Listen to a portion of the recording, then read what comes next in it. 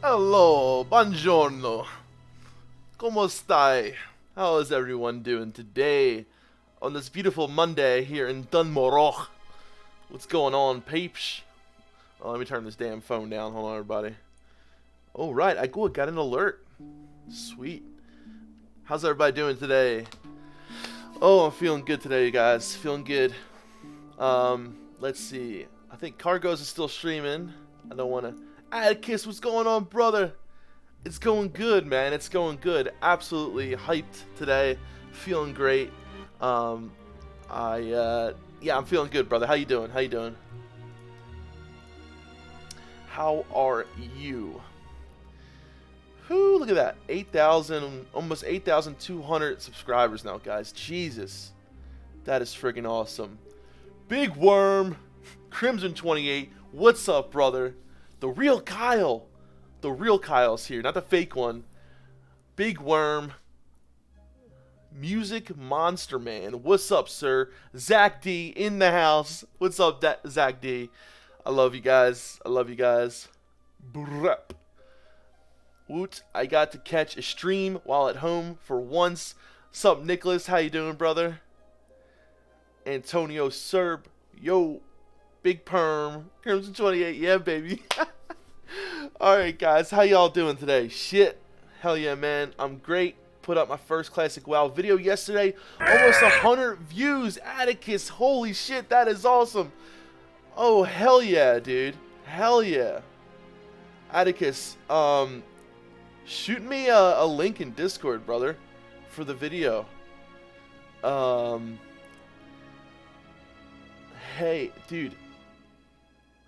Pharaoh, my man, how you doing, brother? Def, I want to be your personal bodyguard. Zach D, I would love for you to be my personal bodyguard. That'd be awesome. My life for the Horde. Hell yeah. Dude, Atticus, that is awesome. Yeah, hit me up on Discord, brother. Message me if you can. I would love to put that. We'll do. Posted it in your Discord. Okay, hold on. Let's see it real quick. Let's see. Did you put it in the other WoW content?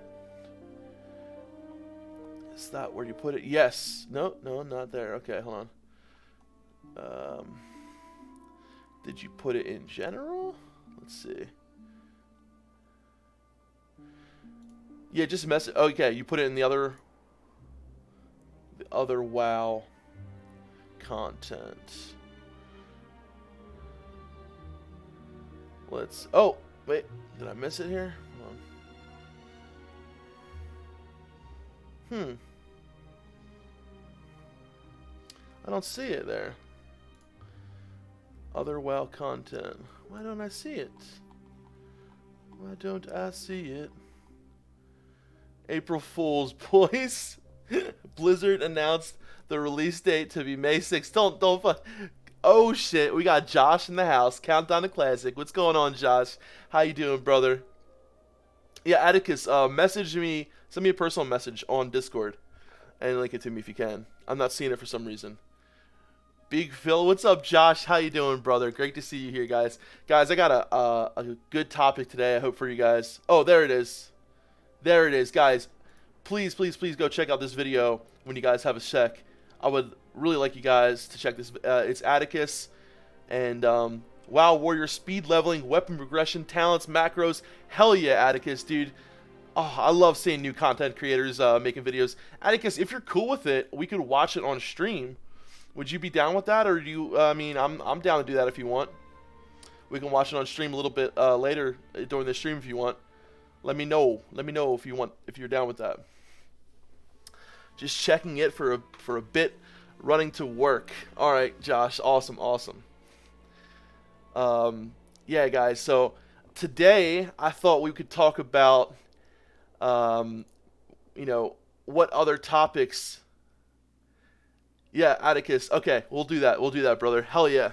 I would love to do that. Wait till it fills up a little bit more, and we'll check out your video. But today, guys, I definitely I want to talk about you guys. So, what other topics do you think need to be addressed before on these blue posts that we're getting? So, I've got a list of things. I want to hear what you guys think, and we can go over them. Which ones are the most important? But All right, calm down, Atticus. Can only be one Defcamp. He's mine. I love Zach D. Oh, big worm. Atticus, hell yeah, brother. I'm just so psyched, guys. Like, if you want to make content, please do it. Now's the time. Now is the time. Absolutely. Like, there are so many amazing content creators out there, and I'm all about, like, Cargos, my brother Melderon, a whole bunch of us are all about, working together, helping each other out. So if you guys want to make content, please, please, please. Yeah, right-click reporting, Paul, the Claw, that is, like, one of the biggest topics. Number one I've got on there, so I can't wait. Hell yeah. Yeah, I'm with Claw, Big Worm, definitely. Right-click reporting, I think, guys, is, like, by far one of the biggest fucking topics that we have to bring up. I mean, oh, Sharky Boy in the house. What's going on? Guys, another amazing content creator. We've got Josh from Countdown to Classic here, and we've got another brother from Down Under, Sharky Boy. Guys, if you haven't ever checked out Sharky Boy's channel, he does streaming over on Twitch, and he does some other stuff. Definitely check out Sharky Boy as well. Amazing content. Where is Melderon? Melderon is downstairs right now. So, Melderon has been pining away making some other videos. If you guys haven't checked out the key guide, he made that. And he's also working on getting a new job. So, he's been working on this, words. It's smart stuff. He's been working on this really smart stuff. In the basement, cranking out videos. There you go. There you go for Melderon right there. There it is. Having some Melderon time. Yeah. Oh, Sharky Boy, absolutely, brother. I love you, brother. I love you. There's something about Australian people, man. I just love Australian people. I don't know what it is. You guys are, like, so fucking nice. I've never met a mean Australian person. Never. Absolutely never have I met a mean Australian person. Yeah, Dr. Melderon is in the house. Melderon is cute, but Zach D, thank you. Atticus says, I'll look into that. Maybe I could team up with another content creator. That would be fun. Absolutely, Atticus. If you ever want to team up, if you ever want to collab, if you ever want to, come on the show, come on DefTalk, I would love to do that. And, yeah, if you ever want me to do some, voice acting, I love to do that kind of shit, too. We're pricks, but we have funny accents. We seem cool. That's probably what it is, Josh. No, you know what it is about Australians? Like, they can be ball busters, but they're usually, they only really will bust your balls if they like you. Maybe I'm completely wrong about that. I don't know. I've never met a mean Australian person. It's like, yeah, they'll be like a little tongue-in-cheek and shit, but dude, they mean well.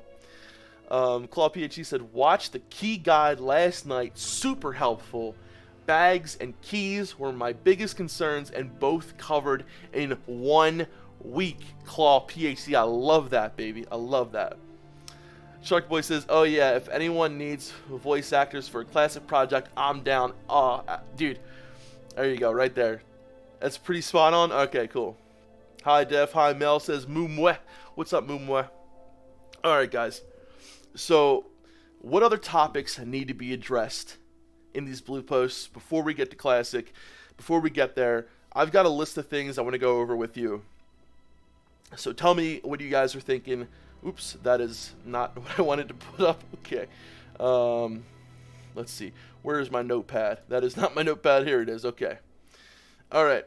So number one, of course, is no right-click reporting. I think this is one of the most important things, and you guys have heard me talk about this. Imagine a game where people constantly get killed, people, constantly camp, people steal nodes, piss people off, and all these new people coming into WoW, right-click reporting people. It would be a mess. It would be an absolute mess. I asked Melderon today, right, what is one of the best things about Classic WoW? Other than the community is amazing, but what he said to me is it's the fact that it's a self-policing environment, right? The fact that Classic WoW is an environment that takes care of itself, like we take care of its own, that is what makes it so amazing. And I think what makes it so, it gives it that sense of freedom that you really don't get in any other games. And you take part of that away with right-click reporting. I mean, how will they handle raid lockouts? That's a good question too. I think, how, so ZG versus Ani, different things like that. I think they should do that the way it was in vanilla. But so Patrick Terrell says, how do you think the pre-patch 1.10 itemization will work? There was still lots of off items added in 1.10. 1.0.110, especially 1.4 outside of Dire Maul. So Patrick Terrell, that's a big thing I want to talk about too, is the item progression. So a lot of people might not know, in 1.10, a lot of items were added to the loot list. There was a lot of really, it was almost like a catch-up patch. So like BRD, for example, got some really good loot. You got some really good cloth shoulders. You got some really good stuff in patch 1.10.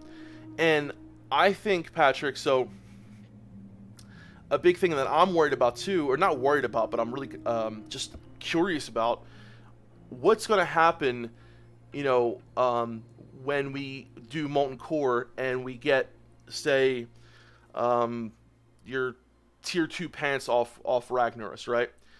Are they going to be the way they were when they first came out, or are they going to be the way they were when they towards the end of vanilla?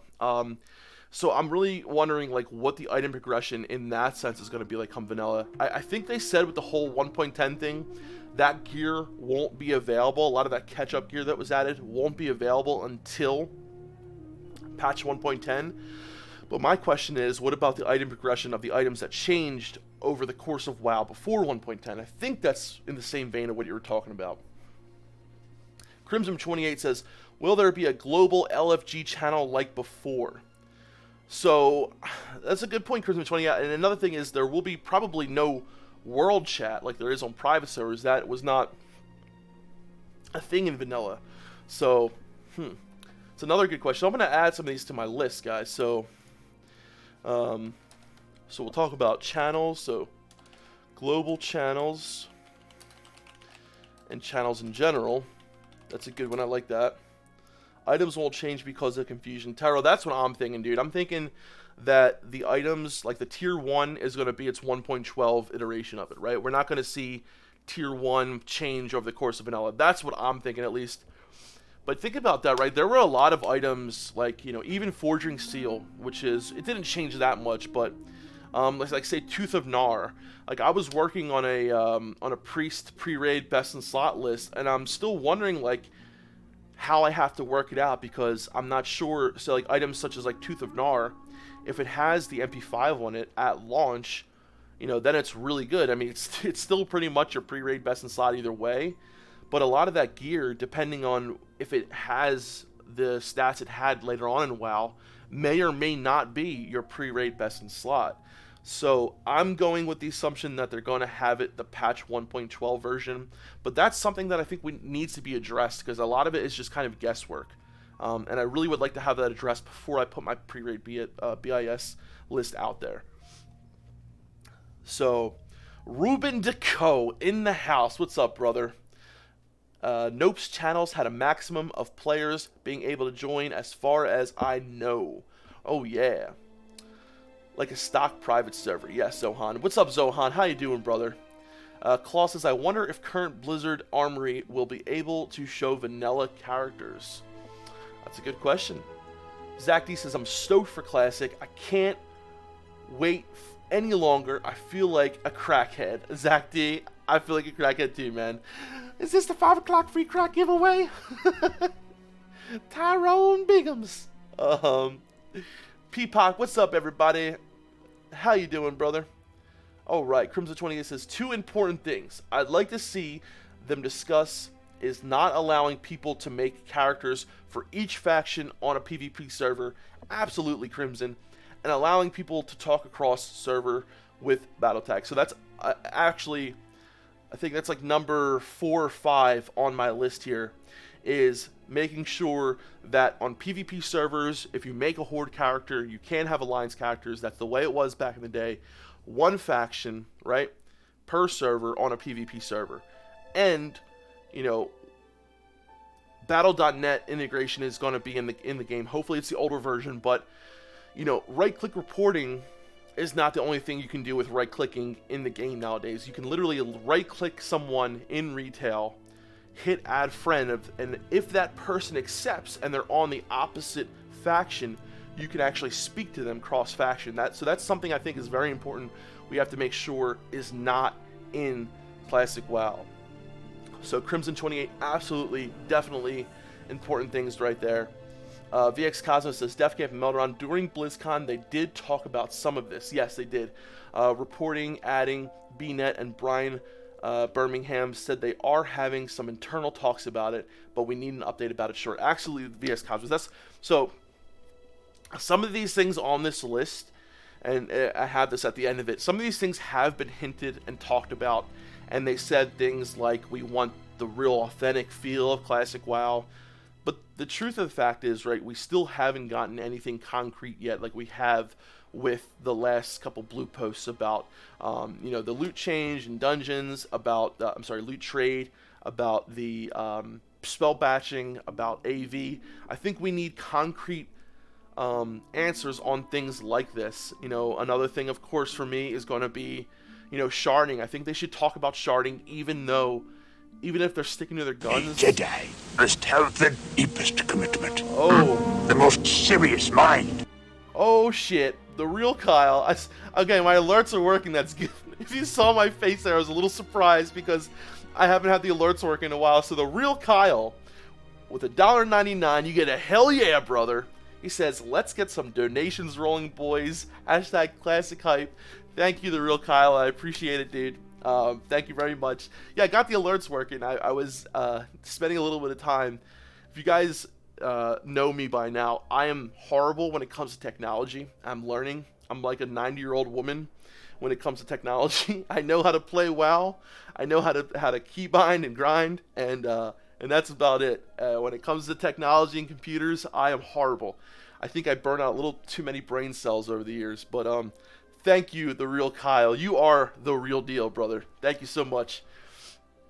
So yeah, guys, I really think a lot of this shit... A Jedi must have the deepest commitment. The most serious mind. I hope you guys like that. Oh shit, we got a donation. Shaman Holtzy, we got the donation train going now, brother. Thank you. Shaman Holtzy says, have you chosen a guild name yet? With $1.99, you get a hell yeah, brother. Thank you, dude. We actually have. So we did some votes about the guild name, and so far we've gone with Invictus. Jedi must have the deepest commitment. Another one. The most serious mind. Oh my god. Alright, we've gone with Invictus and Invicta.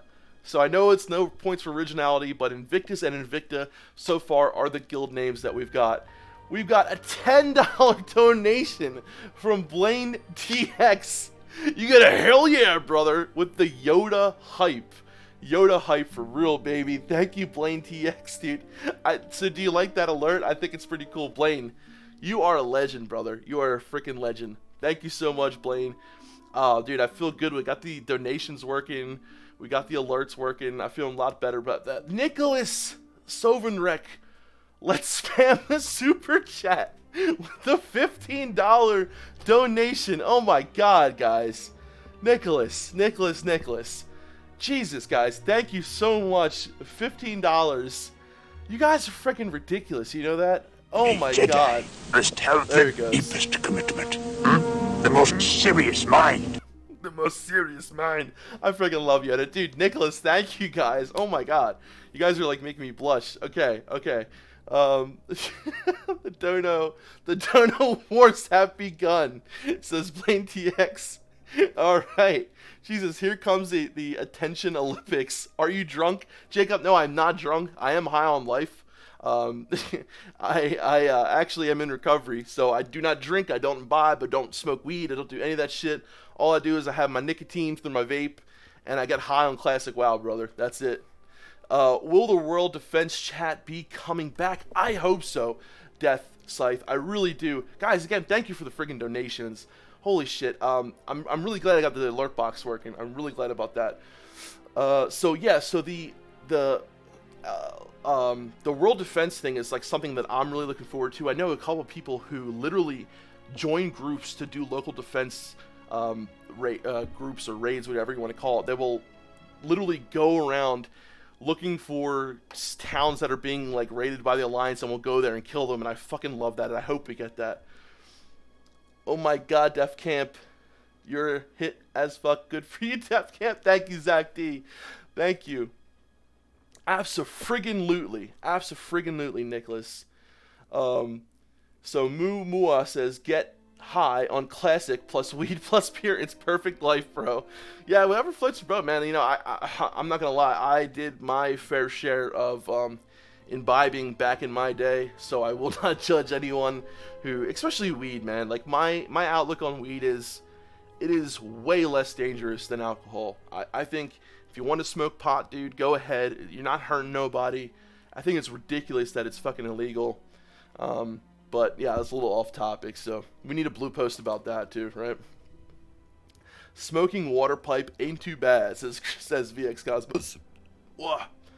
Thank you. A little burp there. Music Monster Man says, would you ever consider quitting nicotine, or do you feel you need some sort of stimulant? So I've tried music, Monster Man. So I used to smoke cigarettes. Okay, get this. I started smoking cigarettes at the age of 11, right? Melderon started smoking cigarettes at the age of 16, and I started stealing them off him when I was 11 years old. And I still remember to this day going in his room, stealing cigarettes, and going out in the alley. We lived in South Philly, had this little alley. I would go out and smoke cigarettes. And since I was like the age of 13, 14, I was like smoking a pack of cigarettes a day, all the way to my mid-20s. And I actually quit smoking by starting vaping. And I like, the thing is with my vape, I hit it occasionally, but I can go a day without it, honestly. It's not like it holds me that much, but I want to try, dude. I really do. The Real Kyle says, a friend of mine is also in recovery, and he vapes with nicotine. He is weaning off of the nicotine. How to completely clean, to be completely clean. So proud of the guy. Congrats, Def. Thank you so much, The Real Kyle. Yeah, that is awesome, man. That is awesome. And, you know, they actually, so I work in the recovery field as well. I'm a certified recovery specialist, and they actually show that there's a link between people quitting nicotine and staying clean. So you actually have if you happen to be in recovery and you want this information, just a little nugget of information, you actually have a higher chance of staying clean with, if you quit nicotine completely. It's just one of those things that like doctors have done research into, and they say if you 100% quit nicotine, quit smoking cigarettes, you have a way higher chance of remaining clean. So I thought that was pretty cool. VX Cosmos says, your brother Melderon can make some nice smokes for you from bugs. I'm sure. Healthy too. Yeah, dude. Absolutely. And the other thing is we do smoke cigars occasionally. So once in a while, I love to have a cigar and just chill. That fucking alert scares the shit out of me. Thank you for that. I think that's a follow, right? Or that's a subscription. That's what that is. Okay. Oh, by the way, guys, before I forget, I'm trying to get my Twitch to grow a little bit. I'm trying to hit that affiliate status. I think I've done everything else. I just need to have like, I don't know what it is, but if you guys can just help me out by like following me over on Twitch, that would be a help. It would be a help because I don't know what's gonna happen in the future. I really love like streaming on YouTube, but I don't know. Like I like streaming on both right now, but yeah, if you guys just want to follow over on Twitch, that would help me out too. But you know, whatever. It's whatever. Out of the night, that covers me. Black is the pit from the polo to the pole. I thank whatever gods may be for my unconquerable soul. Shaman Holtzy, that's fucking awesome, dude. Did you write that, bro? Garrett Wiles says, whatever happened to the classic webpage you guys were working on? Garrett Wiles, great question. I know things have been a little quiet lately, but you guys will be seeing something very, very soon. The classic WoW.live project is going strong. Very, very strong. And what I want to tell you guys is, okay, I'm a little hyped about this, okay, because we have some of the most amazing people in the community working on this right now. Literally, if you guys ever heard of Ale, Taladril, Egregious, Navic, Melderon, Cargos, myself, and so many other content partners as well, such as Chimley, Dockin, I'm going to forget people because there's hundreds and hundreds of people, not hundreds, but dozens and dozens of people on this project, and we literally have some of the most talented minds in the community working on this, guys. It is going to be a legit one-stop shop for everything you need. Guides, videos. There'll be a tab in there that you can watch who's live and playing Classic WoW at that time. Like, we legit wanted to make this site a site that we would use while playing Classic. And I don't want to go a little bit too much more into it. I want you guys to be a little pleasantly surprised when it comes out. But guys, it's going to be fucking awesome. Just keep an eye out. Of course, we'll have a huge announcement when everything goes live. But we are really close to putting this out there to you guys. I want to work for Classic Live. Real Kyle, hit me up, dude. Hit us up in Discord, and you know, we can work something out. We're always looking for people to help out. Eventually we want to hire people to help us with content creation. I know Cargos is looking for help for, having people editing and stuff like that. So we could always use the help, guys, if you want to be a part of the project. Absolutely. Great site there today. Check out tons of info and good design too. And Nicholas Savenrek, so that actually, what you saw, that ClassicWoW.live is the beta site. And it is very different from what is in the process now. So it's almost, really different. Like, I mean, the difference is night and day. It's basically a different site. That was the beta site where we wanted to give you guys a little bit of a idea of what it could be. But the site we have now is literally like 1,000 times better than that one. So, the real Kyle, yeah, just hit me up in Discord. I'll talk to the guys. We have content meeting tonight, actually. So if you want to talk, we can talk about that. So definitely hit me up. Yeah, and Atticus, dude, anybody really, if you guys, we'll have more conversations about this as time goes on when the project launches. But I'm just so friggin' hyped for this, guys. It's going to be amazing. VX Cosmos, Defcamp, and Melderon. Jokes aside, bro, you being clean for 5 years is an inspiration. Thank you, dude. And makes it easy to sympathize and like you more. No BS. VX Cosmos, thanks, bro. Thank you so much, man. Me and my brother, when we made this channel, like, we always just wanted to be ourselves. And I think, for me, like, I used to not like talking about my addiction and my problems and all that other shit. But it really has become like such a part of me that I think talking about it is actually better for me. And it really, if you guys would have known the kind of person I was, like, even 5 years ago, I would have been completely fucking terrified out of my mind to do anything like what I'm doing right now, streaming and shit like that. I'm like, as a person, I've really changed, and a lot of that, and I say this before, like, has to do with WoW and how WoW helped me come out of my shell. But thanks, dude. I really appreciate that, man. I it's a part of who I am. You know what I mean? A lot of people look at addicts and they see them as like pieces of shits and all this, and I think that stigma is starting to change a little bit. But there's still people out there who, I hear people all the time, like, Philly's really bad with heroin right now, and there's cops and people out there who, like, they'll walk over people that are overdosing and just say, oh, let them die, they're a piece of shit. It's fucked up, man. It is. Atticus says, I'm going to drop you. Okay, dude. Yes, do that. Please do that, Atticus. What's with you people saying Defcamp is clean? He's addicted to Classic WoW. Zohan. Exactly right, dude. I might be clean off street drugs, but I am 100% addicted to Classic WoW. So, yeah, I guess I relapsed over there. I guess I did.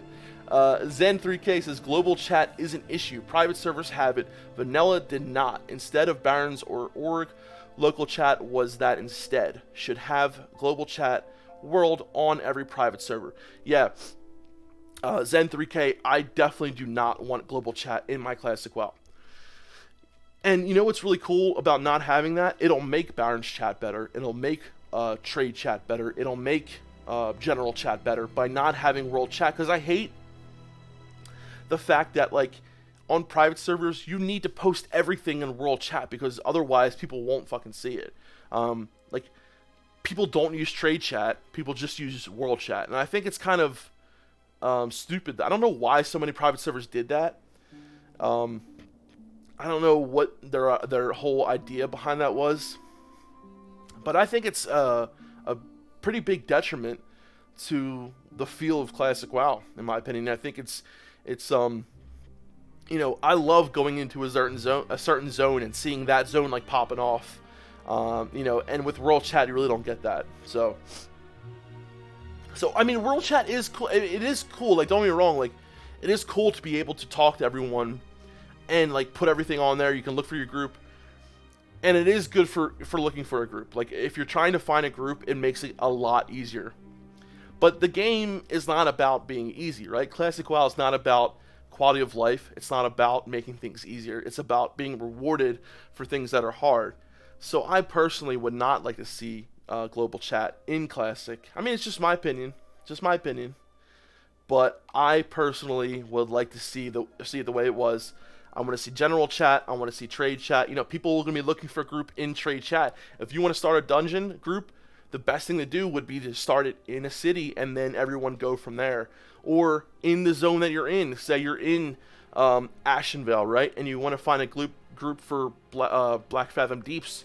Look in Ashenvale. Look for the people that are there, doing the quests there, and try to find them there. So I think that's the way to do it, honestly. I mean, oh, we got to, I want to read this Twitch chat because I have it working over here now. So Tyrannus over on Twitch says, at Defcamp, could we create custom chat channels in vanilla that were global? I remember having chat rooms for healers in guild, etc. Yeah, there are custom chat channels that you can make. Like, you can have healer chat channels, but I think they have a limit to how many people you can have in them, Tyrannus. I'm not sure what the limit was, but it was definitely not big enough to be like the world chat channels that they have on private servers, if I'm not mistaken. And Ruben Deco says, yeah, it's quality of life that shouldn't be there. I agree, Ruben. I do. It's convenient, but it breaks immersion, Crimson 28. Yeah. So how would they know, though? That kind of information is entirely based on speculation. What's... Oh, do you mean like the... Claw PH? I don't know what you mean. Nicholas Summerrock says, world chat makes the world feel small, but vanilla was about the world being huge and mysterious. That's a really good point, too, Nicholas. That's a really good point. Zen3K says, I wouldn't mind it personally. I think a lack of it will cause will cause dungeons to suffer as people just solo to 60. Zen, I don't think so, dude. I mean, like, going back to when I played in vanilla and when, you know, a lot of other people did, I felt like there was constantly people looking for dungeons. I definitely still did, like, every dungeon. It might have took a little bit more time. I do definitely feel like you can get a dungeon group a lot quicker, but especially when we're all leveling together, Zen, I mean, it might be a little bit harder once people are level 60, once you're established, like, say, when you make an alt. But that first time around, when everyone's leveling, dude, there's going to be so many dungeon groups, people looking in general chat, people looking in trade chat, that I don't think it's going to be that hard. Maybe you're right, though, like, when after time goes on and the server's been established for a while, it'll probably be then a lot harder to do that. Everyone should be on this, but instead, none are. It really confuses me. What do you mean, Adkarn, boy? You mean, on this? Not having world chat also reduces the time it takes to get to dungeons because you aren't inviting people that are on the other continent. LOL. Yeah, that's true, Atticus. Very true, man. Who is also a great... Oh, wait. I misread something, I think. Defcamp, what are your thoughts, if any, on the content creators that say joining servers which house streamers will degrade the WoW experience? So, Shaman Holtzy, I mean, that is... It's hard to speculate on, right? Because depending on who the streamer is, like someone like Asmongold, you know, or, you know, they might try to promote that classic feeling and try to lead by example, you know, and that's what I'm hoping, you know, we'll try to lead by example and make people want to enjoy that classic experience. But the thing is that I think is really cool about classic is once you accept the game for what it is, once you start playing it, it starts to rub off on you, right? Like, you either can accept it or like just fucking not, and you will probably end up not playing the game if you don't accept it. What's up, Dockin? How you doing, brother? What do you think about this, Dockin? So, okay, imagine we're not gonna name names, but we'll say a streamer with, say, who has regularly like 50,000 people plus watching him, and those 50,000 people are mostly from retail. I don't know how to say majority. Most of those people are from retail, right? So what effect will those people coming onto Classic have? That's a good question, right? Because a lot of those people might go around doing things as they do on retail. But the thing is, I think after playing for a certain amount of time, these small things of Classic will start to rub off on you, right? You'll start to group up together and realize that you can't do things by yourself. You'll start to realize that, being a dick to people is only going to come back to you, and people are going to be a dick to you. I think the Classic environment really breeds coercion, and it really breeds the fact that people want to help each other. So in the beginning, it might be fucking toxic as shit, dude. It's a good point. And a lot of those toxic people will probably end up leaving. I personally won't want... I'm not going to want to play on a lot of those big servers because that's not the experience I want. I want to play on a server with a healthy mix of people that have played the game before, people that have played on a private servers, and people who haven't but are willing to play it, right? Because those people are going to be the ones starting the conversations, asking for help.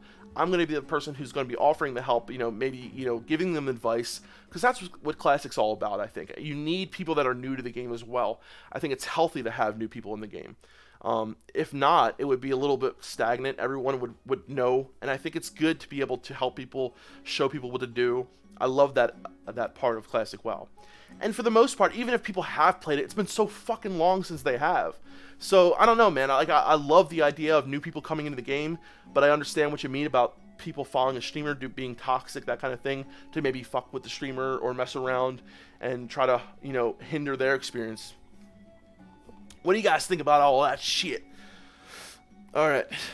Don't forget to help the RP PvP petition. Over 9,000 followers already. VX Cosmos, thank you for mentioning that, guys. VX Cosmos, can you link, or where is the petition right now? 1 sec, let's see if we can find it. Let's see if we can find it, and we can link it to you guys. RP PvP petition. Alright. Petition. Here we go. Is this it? What are many are trying to do? So this one that says only 483. Is it the change.org one? Or is it different? Chimbley in the house. What's up, brother? We are going home, bros. Hell fucking yeah. I'm going to be rolling on an RP PvP server if it's available. RP if not, I'm going to ham on that character. Hell yeah, Sharky boy. I fucking love it. So yeah, is it the change.org one? Because that only has a few. Or is it... Let's see. Where is that petition? Server discussions. Doubt it's that one. So if it is the change.org one, yeah, I believe it is. I only see 480 on it. Wait, no, it's going up 481. I will put this in the chat in a second here, and make sure that this is the right one. What percentage of the player base do you think will be from private servers? Good question, Campion Black. It'll be... Oh, there you go, VX. Thank you for putting it in there. You can put it in there. Awesome. So, oh, perfect. This is the one. Okay. Wow, look at that. That's fucking... Alright, awesome. So, what percentage of people will be from private servers? Honestly, I think it's going to be the minority, right? I think private servers do have a healthy population. So, looking across all private servers, right? Not saying that everyone from all those private servers is going to play Classic, but the majority of them will. Right there, you're looking at, maybe 100,000 people. That's a big estimate, I think, but that's my guess. I think for the most part, that's a pretty small minority, right? But then you got to think about people like Asmongold, who are Classic WoW veterans, but haven't played private servers, right? So these are people that know the game, understand the game, but haven't played it in a while. But some of that stuff will come back. So I think with a good, healthy mix of the minority of people who have played on private servers, a good, healthy mix with the people who have played Classic WoW before, and even people who have played the Burning Crusade or Wrath of the Lich King, who still are a little bit familiar with that style, especially from the Burning Crusade, more so than the Wrath of the Lich King, will also be people that I would say have played in the Classic era. You know what I mean? And I think that will probably be roughly half of the amount of people that will play Classic, all that combined, and the other half will probably be people who never played it before. And honestly, I think that's a really healthy mix. I think that would be perfect, right? If we could have, a small minority that have played Classic and have played private servers, a small minority that have played Classic but haven't played private servers, and a small minority that have played the Classic era but have never played vanilla per se. And people that have, done the research, and then the people who want to play it, who want to experience it, who are hyped about it, who never got to see old Azeroth, who want a real MMO, who want a real game where they can actually roleplay in, where they can feel immersed, where they can feel connection to their character, where they can feel connection to the community, and where they can feel an actual good game, right? There is nothing like playing vanilla WoW for the first time and getting hooked on it. It is like getting hooked on a drug. It really is. And for a lot of these people, man, it's going to be awesome to see them get hooked on this game for the first time. And I can't wait to be there to help them along the way. These are the people who are going to make this game great. You know what I mean? The people who are really looking forward to it, who haven't been able to play it. And for a lot of us, we're going to be able to help them to really show them what Classic WoW is all about. And like I said before, man, Classic WoW breeds. It breeds it. It starts to rub off on you. It starts to make you want to be that helpful person, because it'll come back to you. It starts to make you want to help people, buff people along the way. Just do little things like that, because, like Melderon said to me earlier today when I asked him, what is it about Classic WoW that's just so good? It's that self-policing environment where you have the freedom to do what you want, but the community at a whole really takes care of its own, and I fucking love that. So Zen3K says, I run into new, never played before players all the time.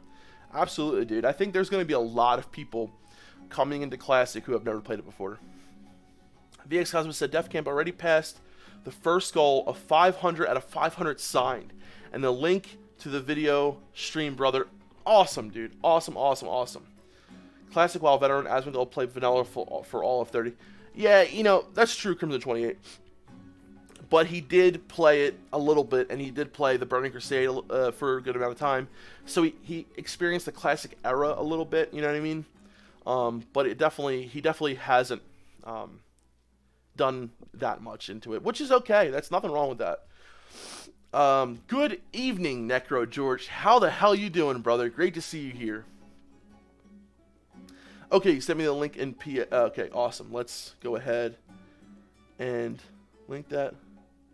Okay, Twitch. 1 second, guys. TV/ I'm giving somebody my. I think that's it. Hold on 1 second, guys. Someone was asking me for. Actually, did I get that message, VX Cosmos? So you said you put it. Okay, here it is. Oh, maybe not. Oh, there we go. Okay, here it is. Let's go ahead and put this in the chat so you guys can check this out. Thank you, VX Cosmos, for hooking that up. There we go.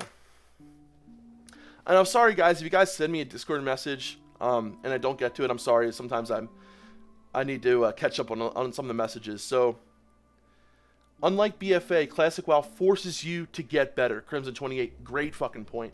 It really does. It really forces you to not only get better, but to play with others. It fucking forces you to do that, and I love that. What other topics need to be addressed? Okay. Thank you, Moonwalking. We gotta stay on topic here. So,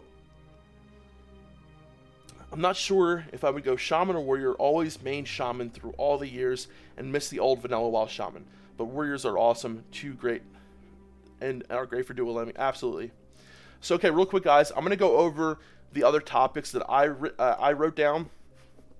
Let me know what you think. Let me know what other topics need to be addressed, okay? And this is in no particular order, but... Alright, so what other topics would you like to see addressed by the Classic WoW team before launch? Number one I have on here is server size and how many of them. Right? I want to know how big the servers are going to be and how many servers are there going to be. Are we going to have 2.5 to 3K? Is it going to be bigger? I think that's something really important that we need to have addressed before so that people know and are ready. And I think if we get that first, if we get the number of servers that are going to be on there, then we'll know if sharding is really necessary. Because honestly, I think if we get 2.5 to 3K population size, then we don't fucking need sharding at all. So, I don't know. We'll see about that. Atticus says, Defcamp Melderon, gotta run to work, but feel free to have that video playing in the background. I hope your stream keeps... Oh, Atticus, I'm sorry, brother. Yeah, I wanna put it up there a little bit later after we get through the rest of the topics. So I definitely will play it, though, Atticus, brother. And maybe we'll have it playing in the background, like I said. But yeah, have a good time at work, brother. Alright, so yeah, that was... So server size and the amount of servers. So I mean, like, how many servers East Coast? How many servers West Coast? What's up, Duna Dane? How you doing, brother? We're going over topics that we want to see on Blue Post. So I said server size and the amount of servers, right? What do you guys think about that? Why do I keep opening this goddamn thing? Okay. Number two, right-click reporting. I think this needs to be addressed. It's a huge thing that needs to be addressed. Like we said before, right-click reporting is just... It doesn't work in the style of game that Classic WoW is. You see somebody that pisses you off, you right-click report them. We need actual people behind this. WoW tokens. I want to make sure that WoW tokens are not in fucking Classic. I just think they need to come out and say it. I mean, even if they don't say it, that was just one thing that I thought in my head. I was like, no fucking WoW tokens, okay? Like we said earlier, again, no cross-faction communication. I don't want to be able to fucking right-click someone and add them as a friend and talk to them. It is not happening.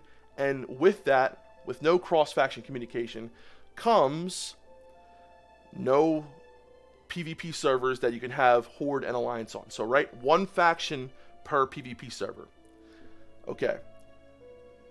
The next thing, time frame of each phase. So how long is phase 1 going to be to phase 2? How long is phase 2 going to be to phase 3? And I know, you know, we don't need like an exact on this, but at least we could figure out how long the longevity of Classic will be, right? I would really like to know. Read Claw's question. Okay. What did Claw say? I would really like to know like how long we're going to be able to play Classic for. Claw, what was your question? What was your question? Okay, here it is. At Defcamp Melderon TV, what about server stability when it comes to large-scale battles? Ooh. Will they beef up server hardware, resort to sharding, as sharding launch will likely result to AQ sharding, etc.? Claw, great question, dude. I talked to my brother about this yesterday, so... And sharding, of course, is another one that we're going to mention, and we might as well just talk about it right now. So sharding, for me, right? The fact that they even mention sharding in the leveling process...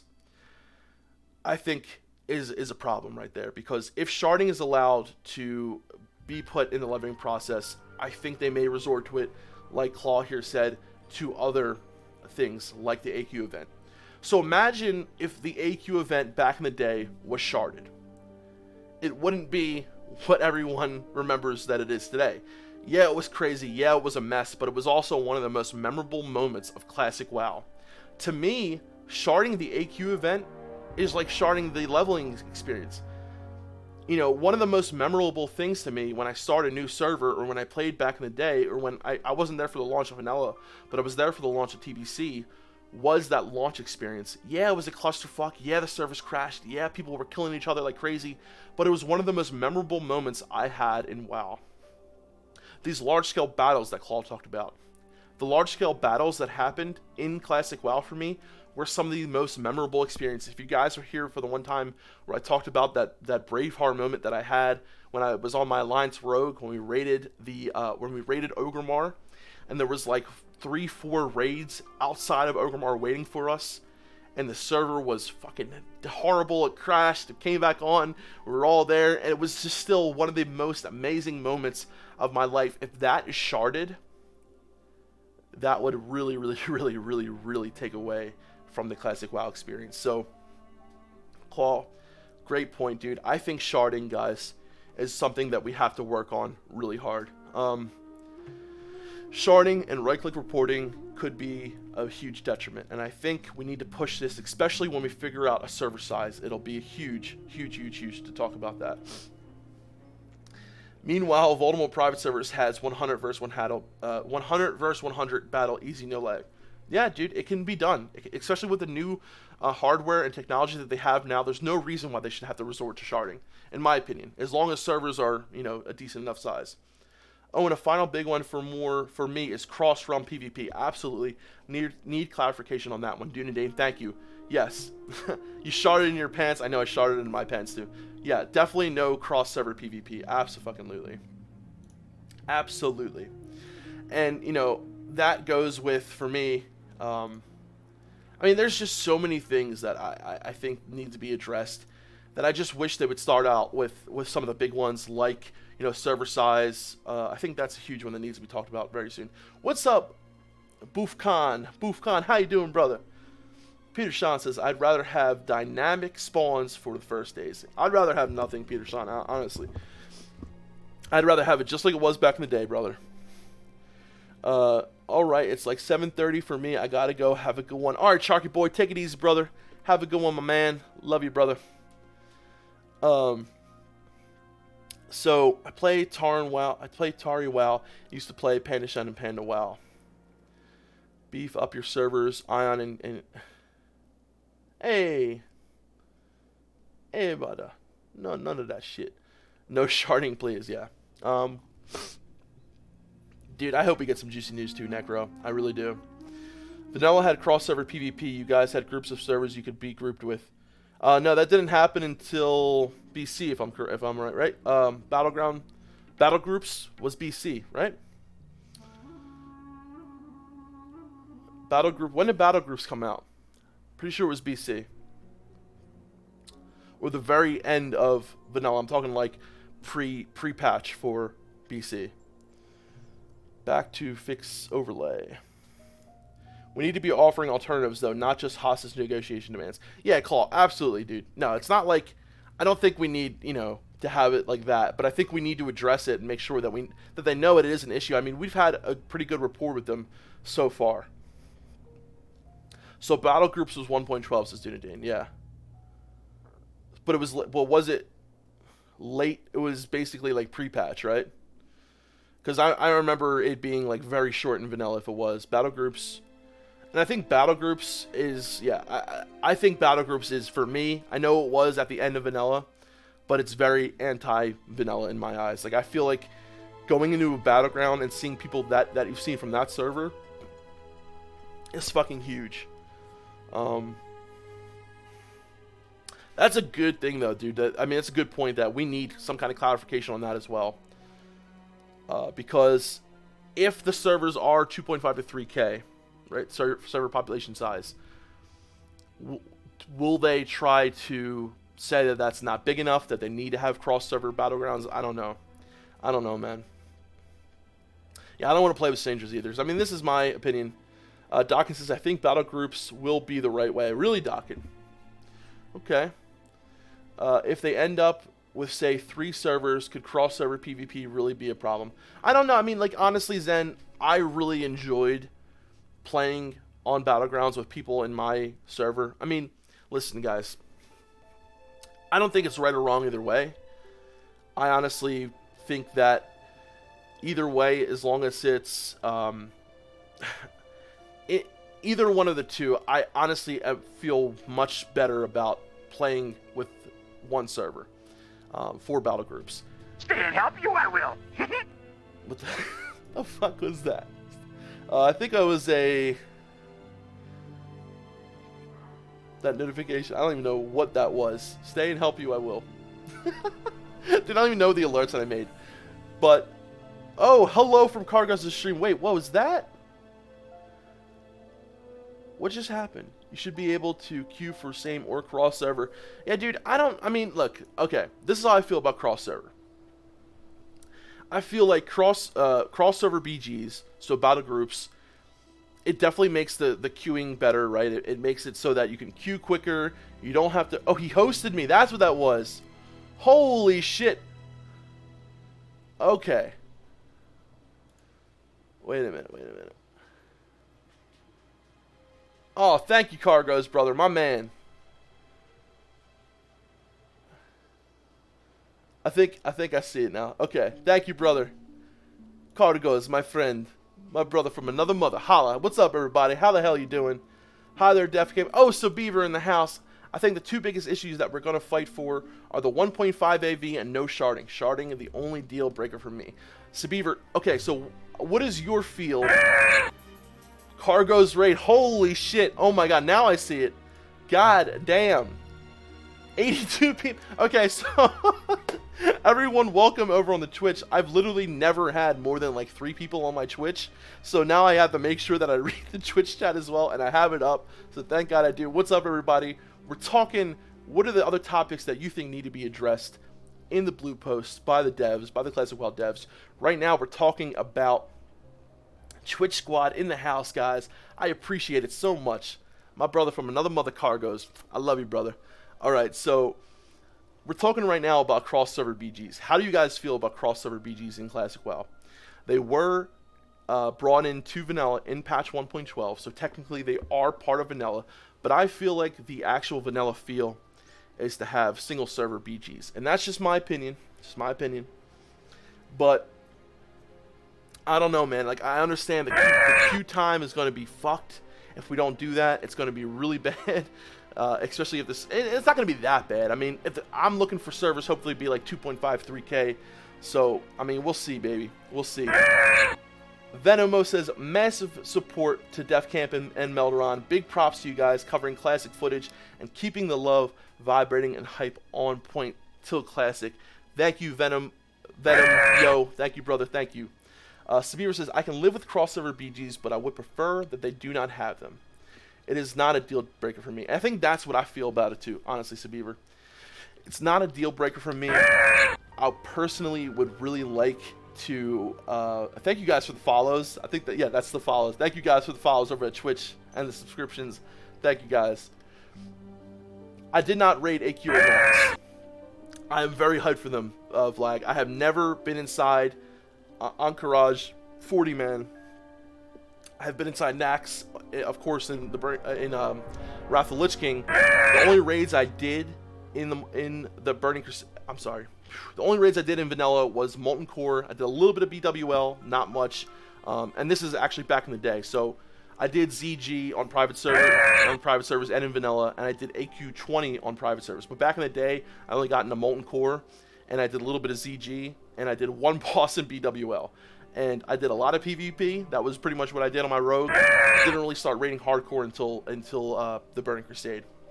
Same long PvP question. Oh yes, dude. Same long PvP queues do suck. I know, brother. These follows, like, yeah, it's Yoda, bro. I know. It's like, I just got my fucking alerts working. They weren't working, and now that I think I might have to lower the sound. Is it too loud? Are you gonna have fun with running the battlegrounds to QOP instead of using a battle master? Yeah, dude. OP, QOP. It is too loud. Okay. How do? Hold on one sec, guys. Let me see if I can lower this. Alerts. Here we go. Alert box.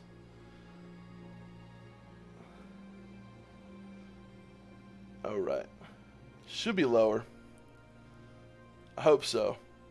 I hope I fixed it. All right. Thank you guys for the follows. Can someone explain sharding? Yes, I can explain sharding. Okay. Basically, X the Joker. Yeah, it's very loud. So basically, if you are in one place, say leveling, say in the Barrens, right? And everyone just started in the Barrens. They're all leveling together. And there's a massive amount of people. What happens is they take little groups of people, shard them in their own little servers so that you're not seeing everyone on the server. Damn, it sounds still loud. Hold on. And basically what it is like your own little server where it's just you. The mobs will be there. You don't have to worry about fighting mobs with other people. And what it does is it takes away from the experience of being on that server with all those people. Personally, I think sharding is a huge detriment to the classic WoW feel. How the fuck? Can someone tell me how the fuck to lower this alerts? Okay, hold on. Here we go. Greatest stream of all time. Alright, I think I know how to do it. I need to go in here. I think I gotta go into widgets, alert box. Here we go, baby. What is that? Alert, delay.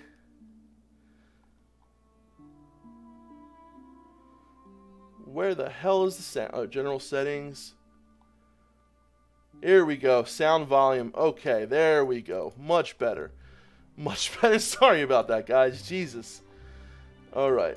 Much better. Put that down to like 20 fucking %. God damn. Your friend is quite a mercenary. I wonder if he really cares about anything. Alright. Or anybody. That should be good now, boys. That should be good. Sorry about that. So, Wishart says, with sharding at launch, they can have higher population cap at launch to offset the fact that the launch will almost certainly see a lot of tourists that won't stick around long term on the servers. So the thing is, Wishart, what I'm saying is, right, if the server population is 2.5 to 3K, do you really need sharding? If you guys experience what it was like playing on the Voldemort servers or, you know, those other private servers where they had like 10 to 14K people with dynamic respawning, that's insane, right? So think about it, with like 10,000 less people, do you still really need to have sharding at that point? I don't think so. Like, imagine if the AQ event was sharded. Imagine if the Burning Crusade launch was sharded. Yeah, probably would have been a little bit, you know, calmer for people, but it was such a memorable experience. I think you're taking away from that. You know, it's going to be a pain in the ass leveling. That's how it should be. We shouldn't have to, you know, handhold people and say, okay, we don't want this experience to be a negative one for you, so we're going to shard. I think the fact is, man, is I want to feel the server. I want to feel the life of the server. I want to feel all these people. I want to talk to them. I want to, you know, maybe do some stupid event, raid Dunmore, some shit like that. I don't think it's necessary. I really don't. Survival of the fittest, says Petco in Jav. Only the fastest will get credit for the mobs. Absolutely, brother. Absolutely. That's. I mean, you know, and listen, I'm not trying to say that it'll be, you know, and you know, for people that want to play on like really big streamer servers, I think that honestly, I think it's fair, right? If you want to play on this really populated server where the streamer is going to be, I think it's a con. That the fact is you're going to struggle while leveling. A pro for playing on a low population server is that it's not going to be that much of a pain in the ass while leveling. Every server has its own story. Every server has its own environment of how it feels.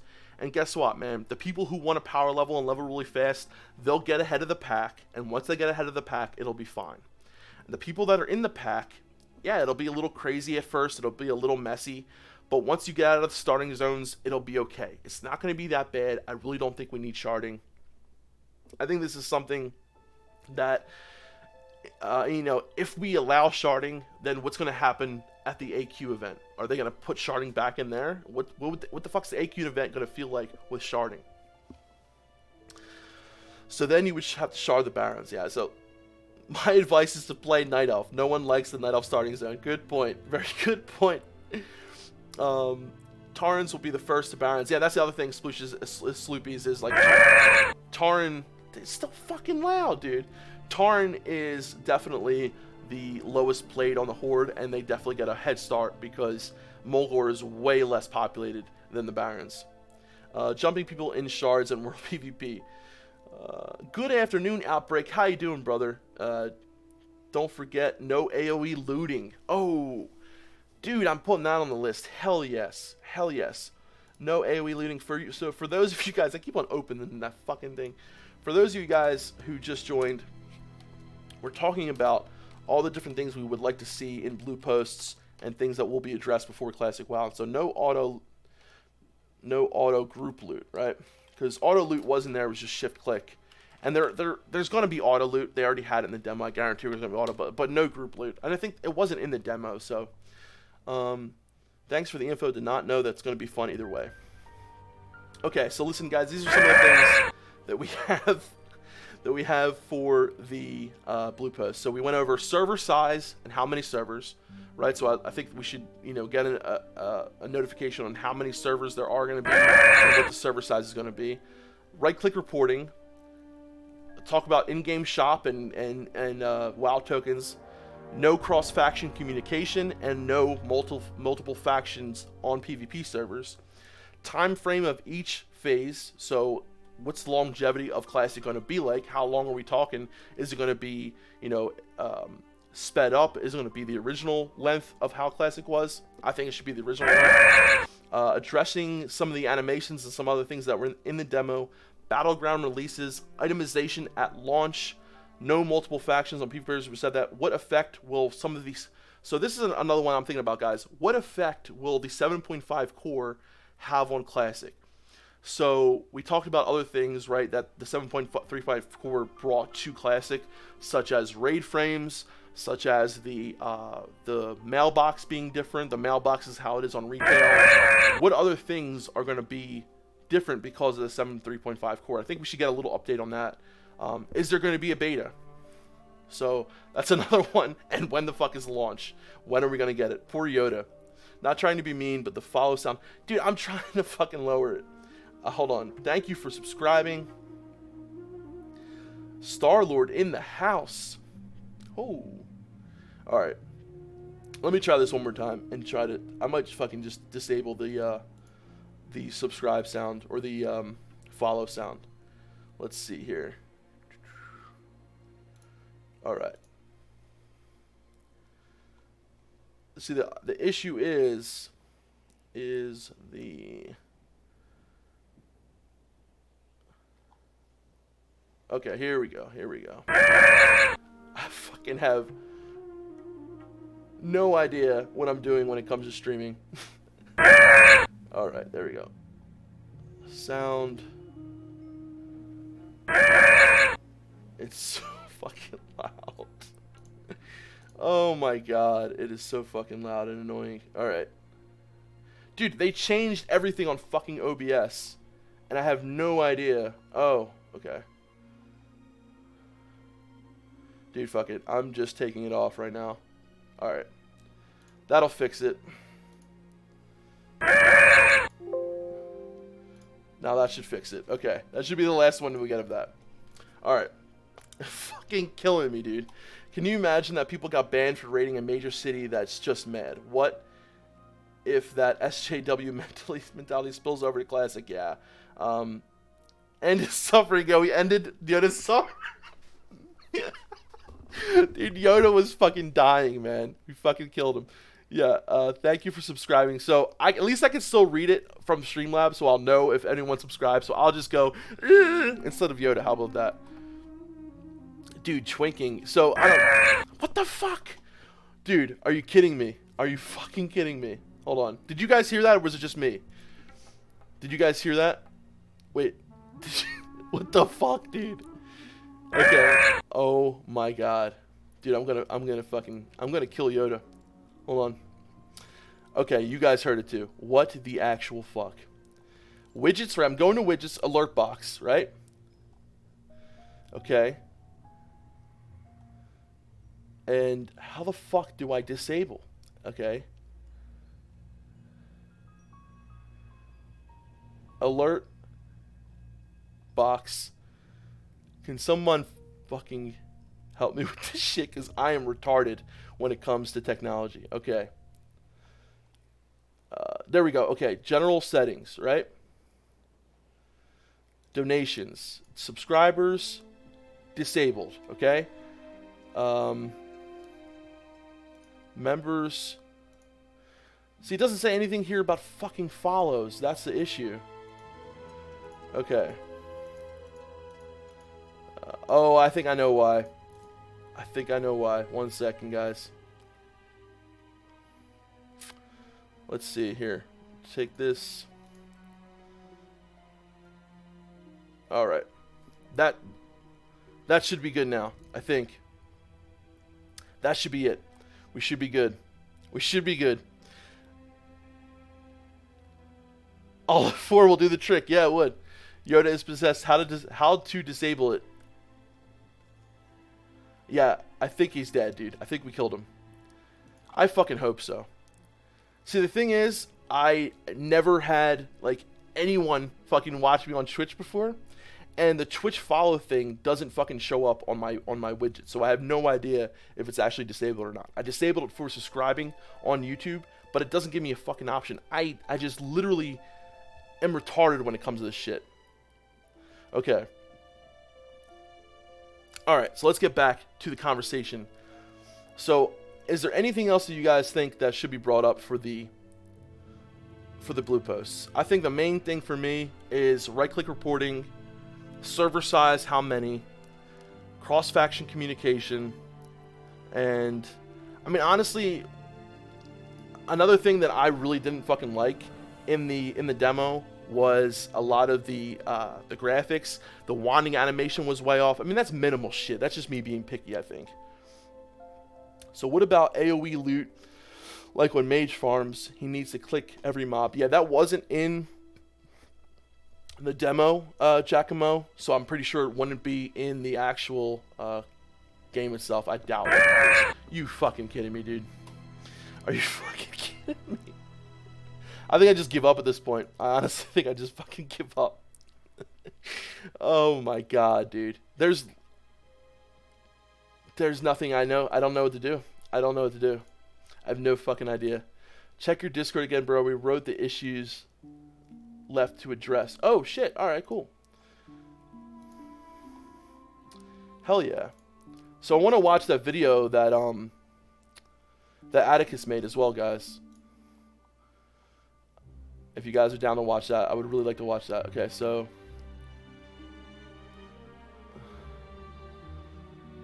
where did you put it down? Set default.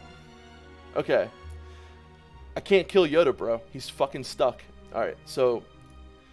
alright, let me do this with you guys. I'm gonna put it on the fucking here. Hold on. Okay. What the fuck happened to this shit? I'm closing that. Okay. Right? Go here. I go to...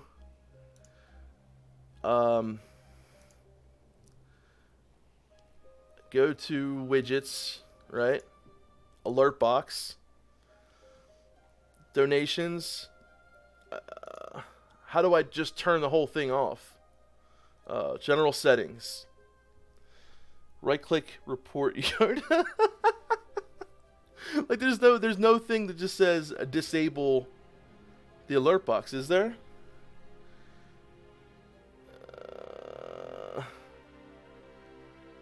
I don't know. I'm not too worried about it anymore. It sounds like he's chilled for the most part. He's kind of calmed the fuck down. Dude, I'm such a fucking noob when it comes to streaming, guys. I'm sorry. I feel like a fucking idiot. Alright. And I went to subscriber. I fucking disabled it, I thought. Disable. Those are fine. What the fuck? Uncheck donations. There's a button. It's not donations though. It was subscribers and followers, but there's no thing for followers here. That's the weird part. Okay, so everything is pretty much disabled. I don't have merch and I don't have that shit, so alright, we should be good. We should be good. Save settings. That's what I didn't do. Okay, there we go. The settings are fucking saved. That's what it was, Nicholas. I didn't save the fucking settings. No, I did not hit save. No. This is... I'm glad you guys are fucking enjoying. I'm glad you guys are enjoying it. Alright. Will dynamic respawns exist? No, not in Classic. I fucking highly doubt that. Alright, guys. Back to the stream. No more absolute fucking just retardedness going on. Jesus Christ, dude. So, okay, guys. So, the main topics, and I know a lot of you guys are like on the fence when it comes to things like battle groups. I don't know, man. I really feel like, for me at least, and I know I've been used to playing. Yes, Melderon is my brother. He is my actual brother. Yes, he is. And I know for some of you guys who have, like, maybe it's because I've been playing on private servers recently, and the private server is pretty populated. You know, it's got like 5,000 to 7,000 people on it at any given time. So queuing for BGs really isn't a problem. So I'm trying to imagine if that was cut in half, right? If we only had 2.5 to 3K people, would the BG queues be too slow? I don't know. I personally would like to go into a battleground and see people from my own server. I think that has way more immersion to me. I think it's just more of like that feeling of vanilla for me. But like I said, I honestly wouldn't really care that much if it was there. So Painview just wants the fucking release date. I love it.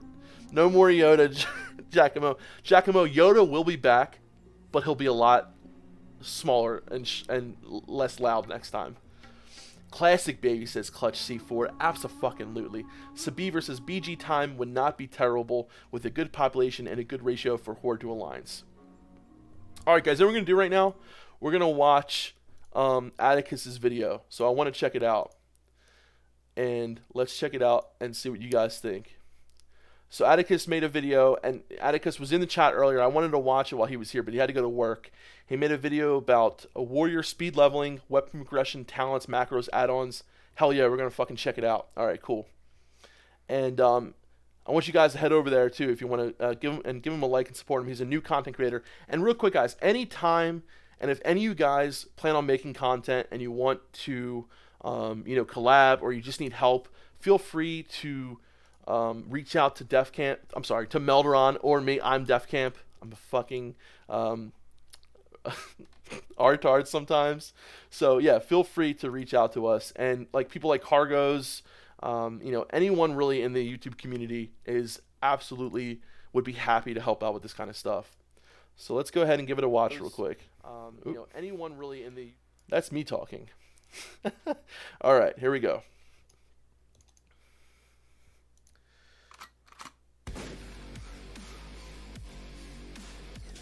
So I think this. Oh, it's a pretty badass intro, Atticus. Warrior solo speed leveling guide. Good afternoon, everyone, and welcome to my. Can you guys hear that? Okay. Or should I turn it up a little bit? Can you guys hear it all right? I should be good. My very first World of Warcraft classic video. Very first. This video is just going to be a guide for warrior solo speed leveling, or more so, ways that you can optimize your playtime so that you can reach 60 as quickly as possible. So without any further ado, let's get into it. Just a brief overview of what you're going to find in this guide. First, we're going to touch on some financial advising. As we all know, getting that mount at level 40 is very important. Then we're going to go over talent builds, weapon progression, gear choices, macros and add-ons. That's as loud as it goes.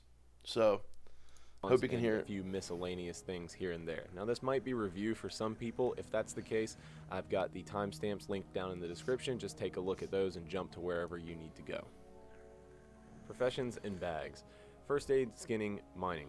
These are the professions that I recommend for warrior leveling. First aid is highly important. You need first aid if you're going to be a warrior. Absolutely fucking need it. I just want to say, Atticus, when you watch this, I'm sure you'll watch it later, great fucking job on the editing, dude. For your first video, it's already looking really fucking good. It's going to reduce the downtime between fights. It's going to help you in the middle of fights and possibly top you off when someone's trying to gank you and you have a chance to get a little bit of heals in before they get back on you. Now with skinning, of course, a lot of people are going to go with skinning, and that's okay. What we're doing with skinning actually is we're not even worrying about putting it on the auction house till maybe thick leather. 9 times out of 10, it's not beneficial to put your light, your heavy, or your medium leather on the auction house because the market is so flooded with people leveling this profession as they're leveling that it's just not beneficial to try to sell it on the auction house. So we just vendor everything up to thick leather, and it's just... You can seriously make a ridiculously amount of money while leveling, while skinning, and literally just vendoring it all. Like, I think Melderon did it on his hunter, and he just with vendoring, and he wanted to test it, he just with vendoring the items from leatherworking and like greens and shit he got, he had way more than enough gold at level 40 to get his level 40 mount. So those of you who are worried about making gold while leveling, dude, skinning will help a ton. It's essentially like each mob, like each beast, Absolutely, is just Pizzy, dropping 100%. more gold for you, which doesn't seem like a lot, but eventually it adds up. And then with mining has a higher demand even while you're leveling. On fresh start servers, it can be similar to skinning because, you know, there's just so many people, the market's getting flooded. A lot of the people who are leveling professions with mining are already using mining. BX Cosmos, And they don't really have a need to go to the auction house because they're actually spending the time going out and getting the materials to level their profession.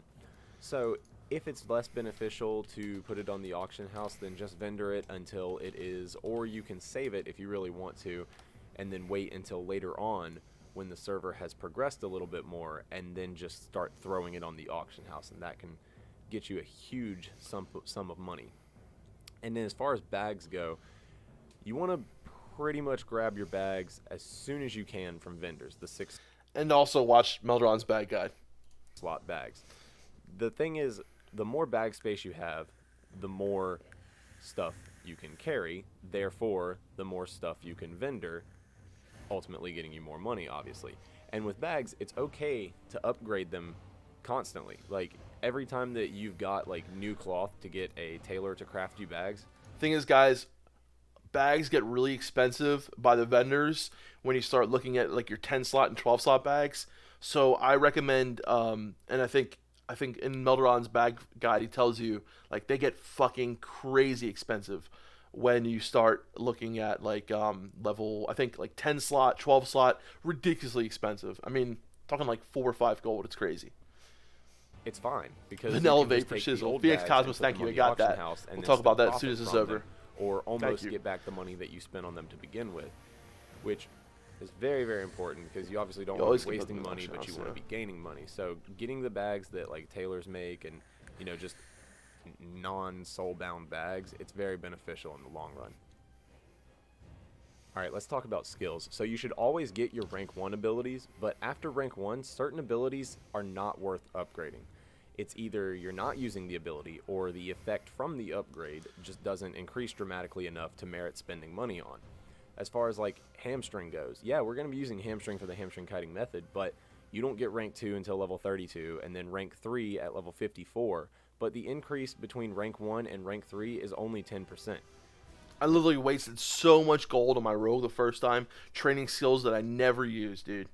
I mean, rogues a little bit, they're like, for certain things for rogues, like you should train, you know, slice and dice, but you know, if you're going to be leveling a combat sword rogue, there's no need to, you know, keep up with your backstab and shit like that, or ambush if you're going to be fucking doing swords the whole way up. We're not really using it to like slow things down other than just to stay out Expose of armor. their melee range. Lol. And you don't need that extra 10% to do so. And when you're pinching pennies trying to get your mount at level 40, it's just not worth it. Let's move on. Talents. The age-old question for warrior leveling. Arms or Fury? Well, there's benefits to both. With Fury, you get more damage early on, with your Cruelty being able to get 5% more crit, the Enraged talent, and then Flurry later on in the game, and then Piercing Howl has its uses as well, like slowing multiple mobs while you're running away from them. That can be beneficial, but if you're pulling properly, which we'll touch on later, then you might not even need Piercing Howl. You can probably get away with just having Hamstring. The only thing about Piercing Howl that's good too is I think for PvP, Piercing Howl is fucking awesome. I didn't listen. I never played a warrior. This is why I really want to watch this guide too, because I don't know that much about warrior. It's probably the class. This and warlock is like the classes I know the least about. But dude, being a warrior and having Piercing Howl for fucking rogues to keep them slowed is amazing. But see, in arms, there's much more utility with Even when tactical it bends, okay. mastery and then anger management, and also anger management. For those Complexity, who don't dude. know, the I love tooltip doesn't read it, but it actually does give you 1 rage every 3 seconds while you're in combat. But the tooltip just says that it reduces the time it takes for rage to decay by 30%. But yeah, so a little added bonus there, which makes it very, very useful for leveling, especially at low levels when it's hard to get rage. But yeah, I mean, as far as the utility from arms goes, like I've always leveled with arms, and it is very effective. What do you guys think? Arms or Fury for leveling? I honestly like.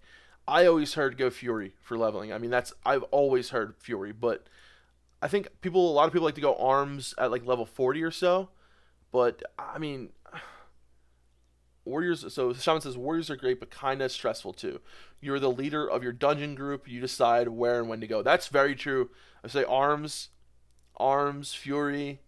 Okay, you got a lot of prot all the ways to the Shaman. Okay, dude, I fucking love it. I love it. As I said, you can't sit proc and rage, so arms is... Dude, Tristan, great fucking point. No sit proc in Classic, so that is a huge benefit to arms, correct? Yeah. Great fucking point, dude. Great fucking point, Tristan. Tristan with that 200 level IQ. So I stick with arms, but Fury should not slow you down too much, if at all. So pick whichever one works for you, whichever one Crimson you 28, like that's what I thought. Yeah. Weapon progression. Now, almost everything in a warrior's toolkit is going to be based off of his weapon damage. Oh, yeah. Attack power and whatnot do affect the amount of damage you put out, but the most important thing is the DPS of your weapon. So it's very important to consider finding the best weapons possible while you're leveling. So if you're horde... You guys ever watch the warrior leveling guide that Mezio made? Oh my god, dude, it's so fucking funny. Dude, staffs are amazing for warriors though. All about them staffs. Zone, you can buy from a vendor a large axe. For orcs and trolls, it's going to be in Razor Hill, and for dwarfs, it's going to be in Karanis. This is like it's a good bit better than the weapon that you get from like the level 5 quest in the very starting great zone, point. But this one will last you all the way up until you get your level 10 warrior quest weapon. Now for Tauren, you can pick up a wooden mallet from Bloodhoof Village. And for undead, you can get a two-handed sword from Brill. Oh, wow. Now, for gnomes and night elves, you cannot use two-handers to start out, and you cannot learn two-handers until level 10. Stabs are so amazing for warriors champion. Weapons. So the especially best with bet the for you spirit to do on is them. Pick up a gladius from either Karanos or Dolinar. Unfortunately for humans, there's no weapons that are worth buying from vendors, so you just got to look for green drops, try to find those large chests and open them, or hopefully someone's selling one in chat that you can pick up cheap. For Alliance, from levels 10 through 31, obviously, at level 10, you want to get your warrior quest from your class trainer. Oh, yeah. And you'll get the one-handed weapon from Haggard's that and use that with a shield for a while.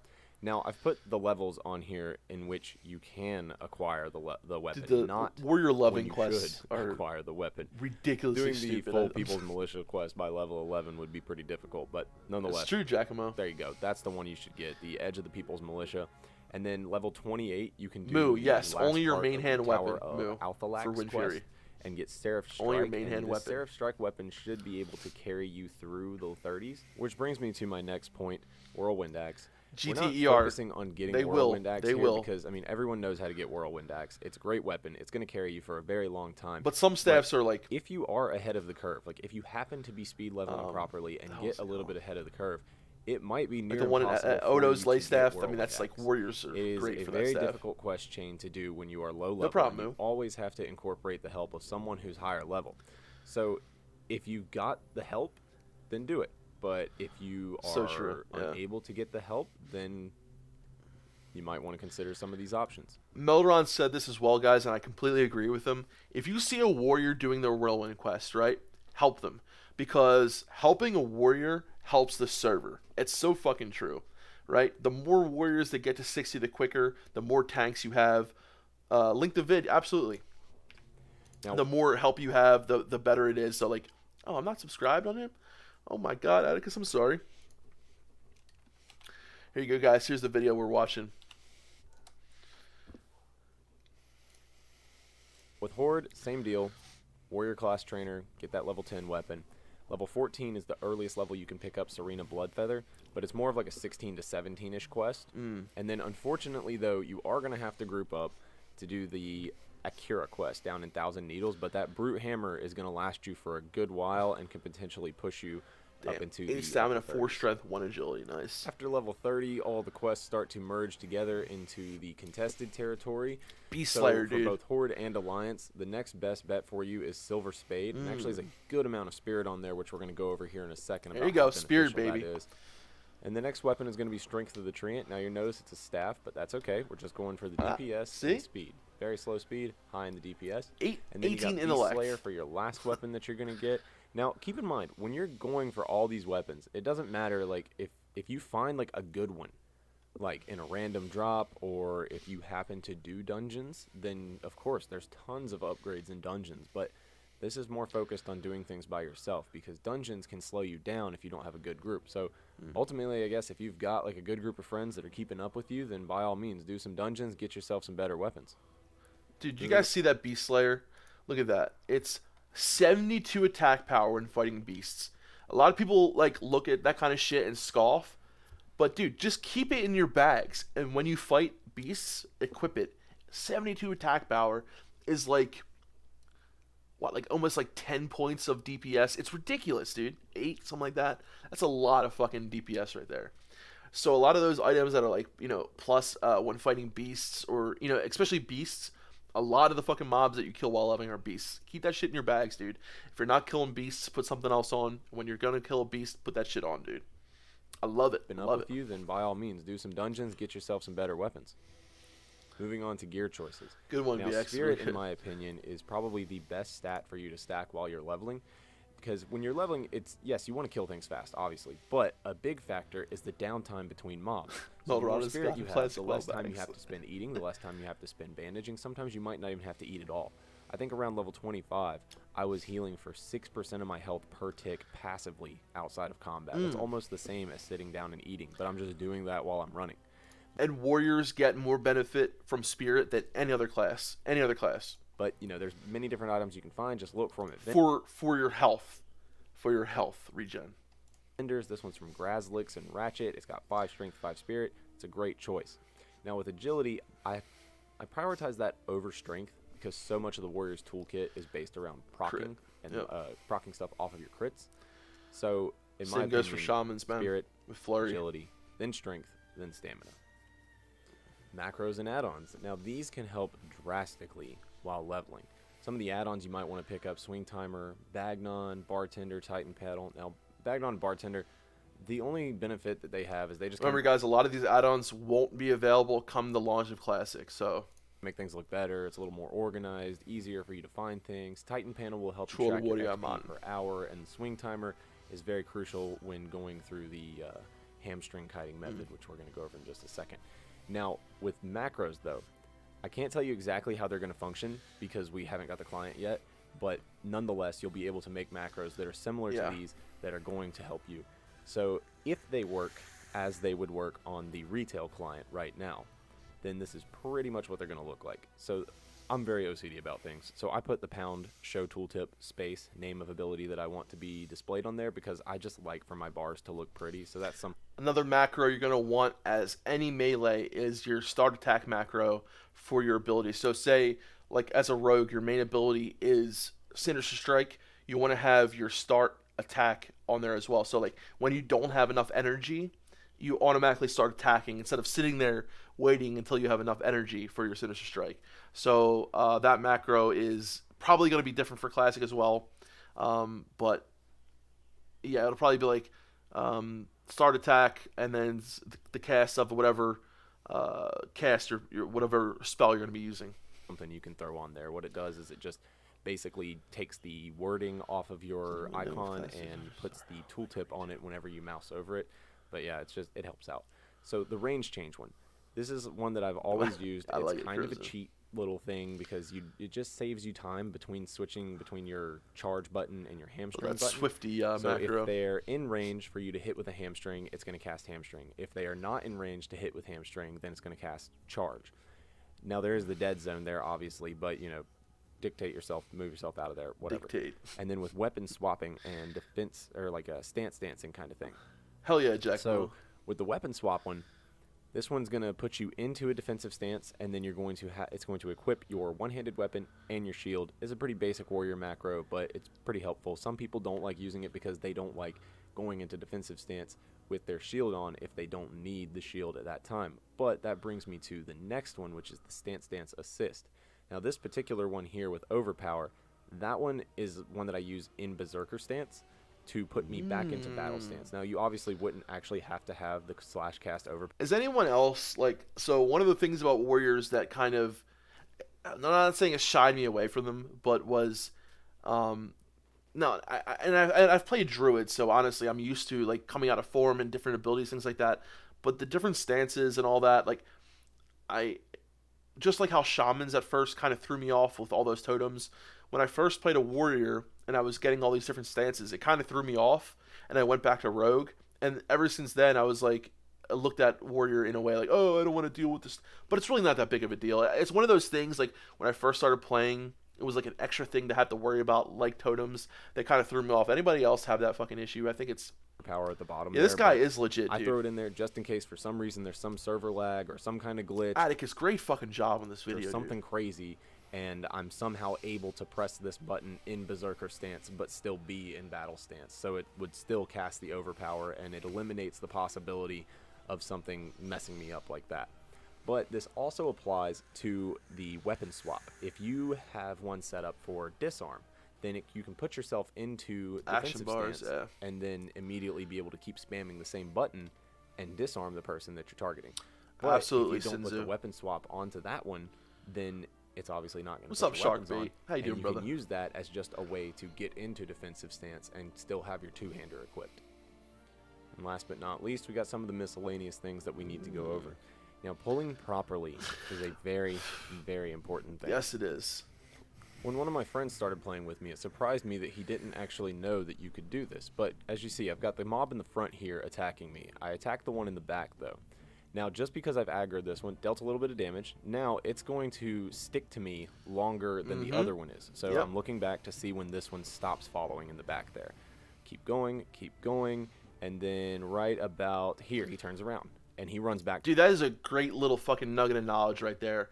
If you pull two targets, right, if you attack one, it will stick with you longer, and the other one will go back quicker than the other one. So that's a great nugget of knowledge that a lot of people really don't fucking realize is when you attack a target, it sticks with you longer. Its aggro range is longer, and the other target that you didn't attack will go back. So a lot of times where you say you have to kill like one guy and there's a shitload of dudes around him, make sure you hit him, get that initial threat on him. He'll stick with you longer. The other guys will go back. It's a great fucking trick, dude.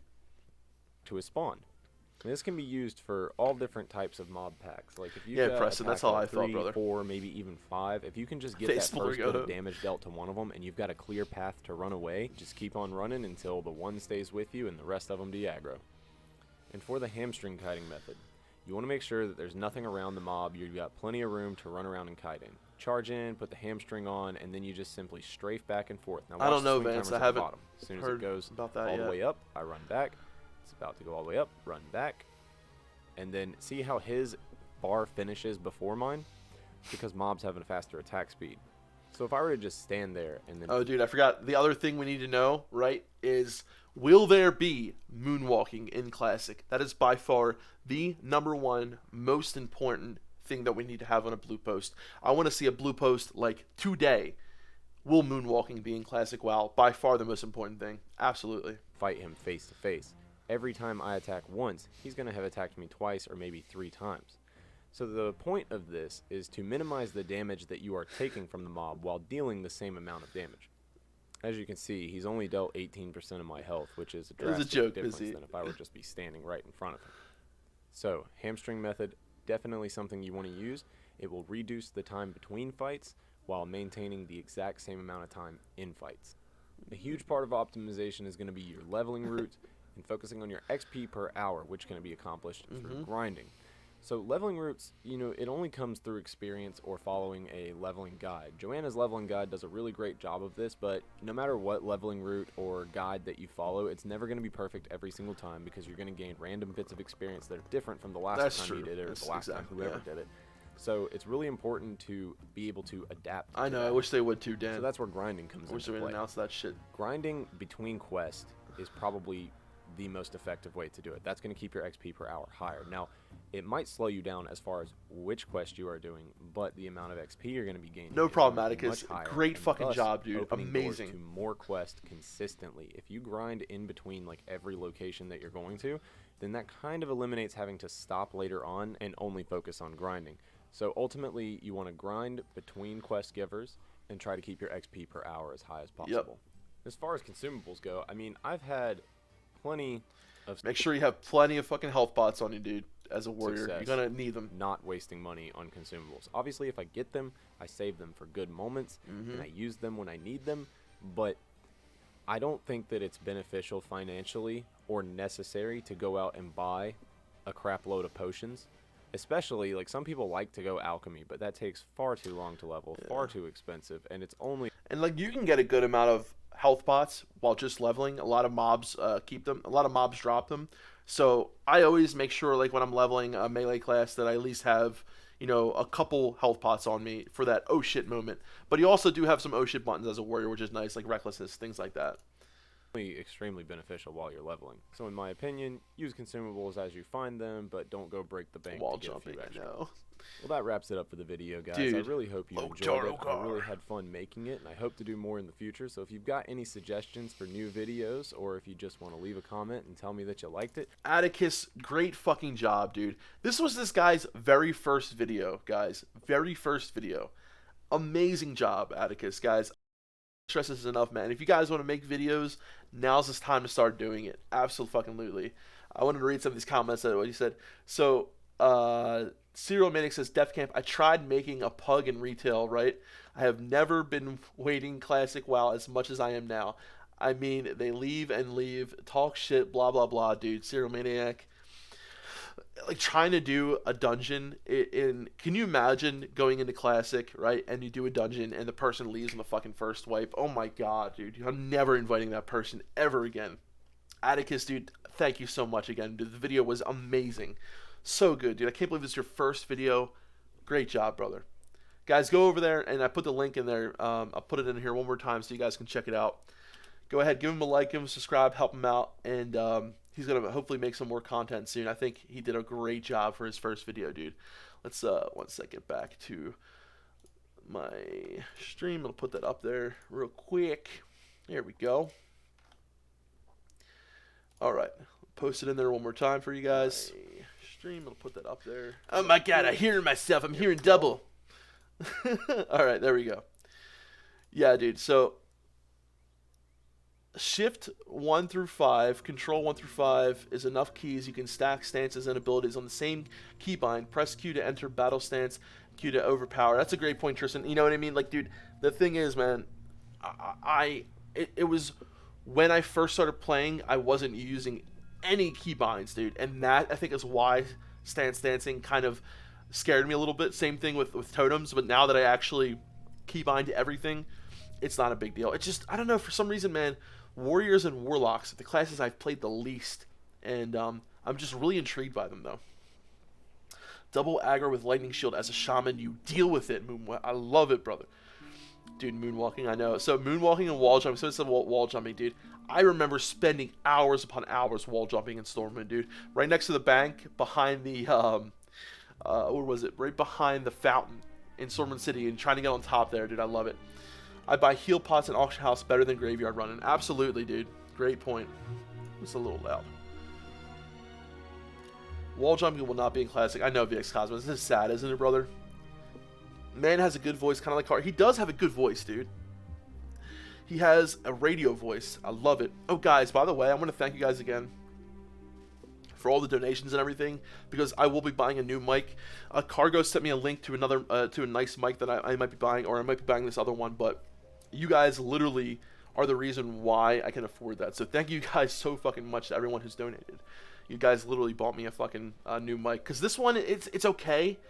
It sounds okay while I'm streaming, but it sounds really bad when I'm doing, like, if you guys ever watch GMA over on Cargo's channel, it doesn't go well over Discord. So I'm hoping this new mic will be a lot better over Discord when I'm doing streams on other people's channels. This pumped me up to 50 subscribers. Look like I'm doing the $50 fast food challenge. Get ready to watch me try not to puke. Atticus fucking A, dude. Atticus, brother, I gotta say once again, amazing job for your first video, guys. I mean, this is what I love about the Classic WoW community so much. Is like, no matter if you're, and I said this before, you're a Horde fan, you're an Alliance fan, dude, what comes down to it first and foremost is we're fucking the Classic WoW. We are fucking the Classic WoW community. And guys, like, what is better than having something in common than this game that we love so much? I fucking love it, Atticus. Good, great job, dude. Amazing job. I can't stress it enough. So, Hazy, I posted it, the link. You should see it it was Atticus's accent. He's got that southern accent. I love it. Yeah, that was a great video, dude. Very in depth. Look at that, Pizzy. We got Atticus. You got people loving the video, brother. No problem, Atticus. No problem, brother. But people wall jumped in the demo, did they? Did they? Atticus, we love you, brother. We love you. Honestly, the points that guy put across have already been covered. Actually, Don, like, dude, so you'll be surprised how many people miss little things. Like, he missed, like, the fact that he mentioned the aggro thing, huge fucking points to that, dude. You know how many people don't know that if you hit the mob and run away from it, the mob that you hit will follow you longer? Like, dude, shit like that, I haven't seen anybody else's video. Great video. Nigel, absolutely. Okay, you guys got that link, right? Can you give a link? You want to hear it yourself? Yeah, did you guys get that link? Okay, cool. Yeah, and the thing is about you know, guys, Dan, is a lot of the stuff, you know, some people have gone over and some people haven't, like, but the fact is, dude, is content like that will always be relevant, you know what I mean? And I think when it comes to warrior guides, a lot of people tend to, I mean, because the warrior is the most played class in vanilla, right? And I think everyone brings their own little flair to it, and everyone brings their own little, you know, special thing to it. Like, I've still never heard anyone mention, when Atticus mentioned there in that guide, about the aggro thing. And he went over the certain items to go through while leveling. I think that was a really good tip as well. The talents, the fury versus arms, not having sit crit, you know, and knowing that that isn't going to be in classic, I think is huge too. What about getting under Stormwind, dude? I doubt we'll be able to do that anymore. I think it will run smoothly. It isn't current client using more CPU than GPU nowadays. Yeah, dude. Moo Duo, not even close. There was a great wall jumping spot in AV. Dude, yes, I remember that. Let you get above the map as a horde. You could actually shoot alliance from off the map. Zen, I remember that shit, dude. Yeah, dude, the wall jumping is fun, but it's something small. But I think moonwalking is literally fuck, dude. I think I literally had hours of fun just sitting there moonwalking and wall jumping. Honestly, they're both fucking fun. I used to play on the lowest settings, and the ground was squares, dude. I used to love back in the day, dude. I had this shitty ass laptop. I played with the lowest settings, and a lot of the fights you wouldn't see what was on the ground, so it would be like this little like ring, and you didn't know if that was like, you had no idea what it was. So I used to die from shit all the fucking time, dude, because my computer was so bad. Couldn't see the fire on the ground in Molten Core, like it was just so bad. You can pull with hunters even more easily. Shoot the mob, send the pet in, let them hit, feign death, everything but the one pet will aggro leaves. Yeah, dude, great fucking point. Played 19 Twinks a lot in retail, and the wall jumps were game breaking, being able to get out of the map. Dude, Dan, remember the what was that wall jump? There's a wall jump in WSG that I forget how you have to get around the side, and you can actually get to the top of the graveyard. I don't know if this is still, if you're still able to do this. Did they change Warsong Gulch a little bit? I think they did, right? Because you can get to the top of the graveyard from the side of the map without going up the ramp or without going up the tunnel. And there were some other really cool things, not cool, but little like game-breaking things that you can do in Warsong Gulch. I remember getting feared into the wall all the time in Warsong Gulch, dude. I used to get feared into like the flag room wall all the fucking time and would get stuck in the wall. Yeah, they changed the layout. Okay, in Mr. Pandaria. Oh, okay, so Piggy Mofu. Moonwalking is, let's just show you what it is. Hold on. It's a lot easier to show you what moonwalking in Vanilla WoW is. It's basically, it's moonwalking. It's literally moonwalking in Vanilla WoW. Here you go. Oh, and this someone tells you how to moonwalk in Vanilla WoW. Here we go. Let's watch this. Today I'm going to teach you how to make the moonwalk in WoW. The easy way. First, you're going to turn a little to the right of north on your map. Then you're going to press E on your keyboard. If you have the right settings, it should be looking like this. Okay, now the moonwalk. While you press E, you're going to jump. Now, when you're in the air, you let go of E and space. The second you let go, you're gonna press and hold Q. Then it should be looking like this. There's also another way to do it, but yeah, that's moonwalking. There it is. But it looks cooler if you do it slow and add the right music. All right, let's see it.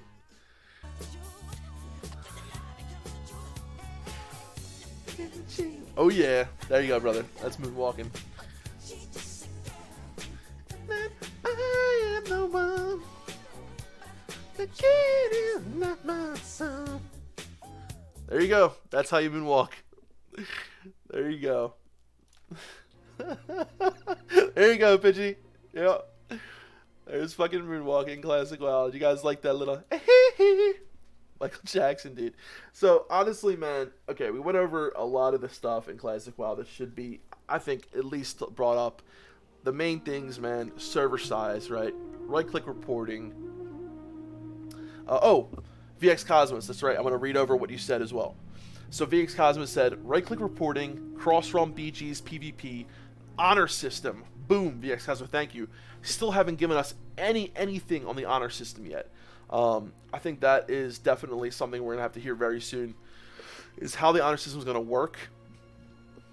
Because if there's world PvP in the beginning, will the honor system be there, or will the honor system only come once Battlegrounds come? So that's a great one as well. Progressive itemization, yeah, we talked about that, brother. So progressive itemization, man. They did mention that they won't have gear that came out in patch 1.10 before patch 1.10, but we still don't know if the itemization of the gear will change as it did in vanilla. Tier 1 changed like 3 times, Tier 2 changed like 2 times. A lot of gear that didn't have plus spell damage on it automatically, like at patch 1.4, it magically appeared with spell damage. So will we get that later iteration of the gear, since it's a patch 12 one? I'm guessing so, but we still haven't gotten anything about that. Sharding on launch day, server pop set servers, NR of servers, battle.net integration, beta, release date, absolutely, brother. About server pop, sure, no official anomaly. Oh, let's watch this, okay. So we got WoW Classic Developer press conference at 2008. Then he linked it, so let's see. I recently cleared Nax on a Warlock. Ooh, actually nice, brother. I absolutely love Warlock, dude, and it's one of the classes that I really want to play come Classic. I'm like really excited about it. Good night from Russia, says Mr. Aiko Gears. Any tips for a new player in terms of server selection? I'm really into that RP stuff, but I also want the infamous world PvP. Great question, Marco, Mr. Aiko Gears. So the thing is, dude, we're not sure if we're going to have RP PvP servers yet. But I personally would join a PvP server from the start. You're going to have plenty of world PvP. Make sure you join a world, and if you're in Russia, I would, I mean, if you can speak English and you want to join a US server, but depending on what time you can raid, that's a big thing too. So if you can, say you're West Coast, right? But you can't really raid at the West Coast time. Say you get home like late at night and you want to raid when people on the East Coast are raiding, then you should take that in consideration. But if you love world PvP, brother, I highly recommend playing on a PvP server. The thing about RP PvP servers that I love so much is that you really get a different audience. I feel like you get more, sometimes maybe a mature audience, and you get people that just really fucking care about the game, people that have this RP thing in common. And if you love RP, like, what better to be on a server with other people that love RP? I think RP PvP servers is going to be awesome if they're going to be in Classic. I definitely think they should be. There was a link to the change.org thing that you can check out that a whole bunch of people have wanted to make it so that we can get it. And the fact is, the thing is, dude, since Blizzard fucking even talked about RP PvP, I'm pretty sure they shot themselves in their foot with that, because so many people are talking about it right now. They're gonna have to fucking bring it up. But thank you, dude, from checking out all the way from Russia. I love it, brother. Warrior or Warlock, how hard you want level? Dude, if Warrior or Warlock between the two, I'm probably gonna go Warlock. Probably gonna go Warlock between the two. I think I would. I think they're gonna maintain vanilla without expanding it. I'm going to multi-box 5 Warlocks to 60. Nice, dude. Will I get bored replaying classic Alex J? I don't think so. Oh, replaying a class. You know what, Alex J? I've played Priest multiple times. I've played Priest at the end of Vanilla. My first character was a rogue. I made a Priest at the very end of Vanilla. I played a Priest all through the Burning Crusade. I played a Priest all through Wrath of the Lich King. I played a Priest on multiple private servers. And guess what, dude? I'm playing Priest again as my main character come Classic. I love Priest so much. I think if you find a class that you love so much, you can never get bored of playing it. I mean, that's how I feel about it. Buying a laptop for WoW, easy to bring over and play live with friends. It's cool being in the same room and doing the same dungeon. Absolutely playing View. I fucking love it, brother.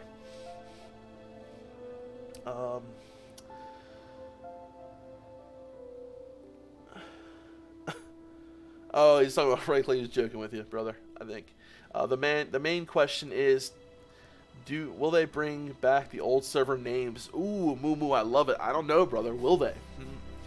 Have some awesome fucking names. Like, the thing is, man, I would love to be able to join my server. I mean, the thing is, like, when I first started playing Wildhammer US, it was server. I think it was made like around.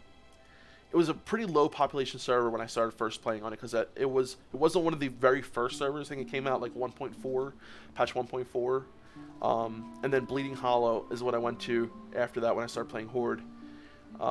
Which I think also came out in like the second batch of servers, because there was a whole bunch of first servers that came out, and then you had like I think patch 1.4, a lot of more servers came out, because they totally underestimated it, and I think they're gonna have to do that again, come out with more servers, dude. That would be fucking awesome if they had the I was on Nerzul EU, very nice.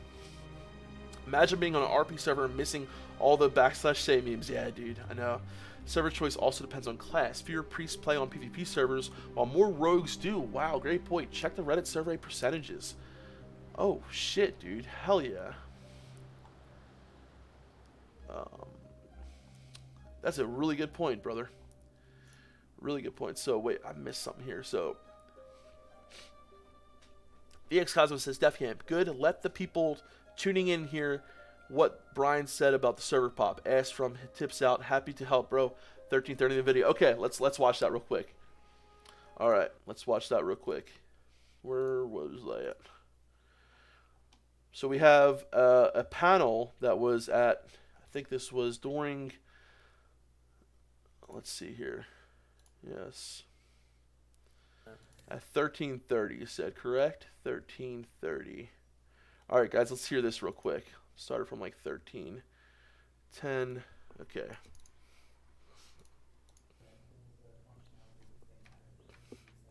Can't hear shit.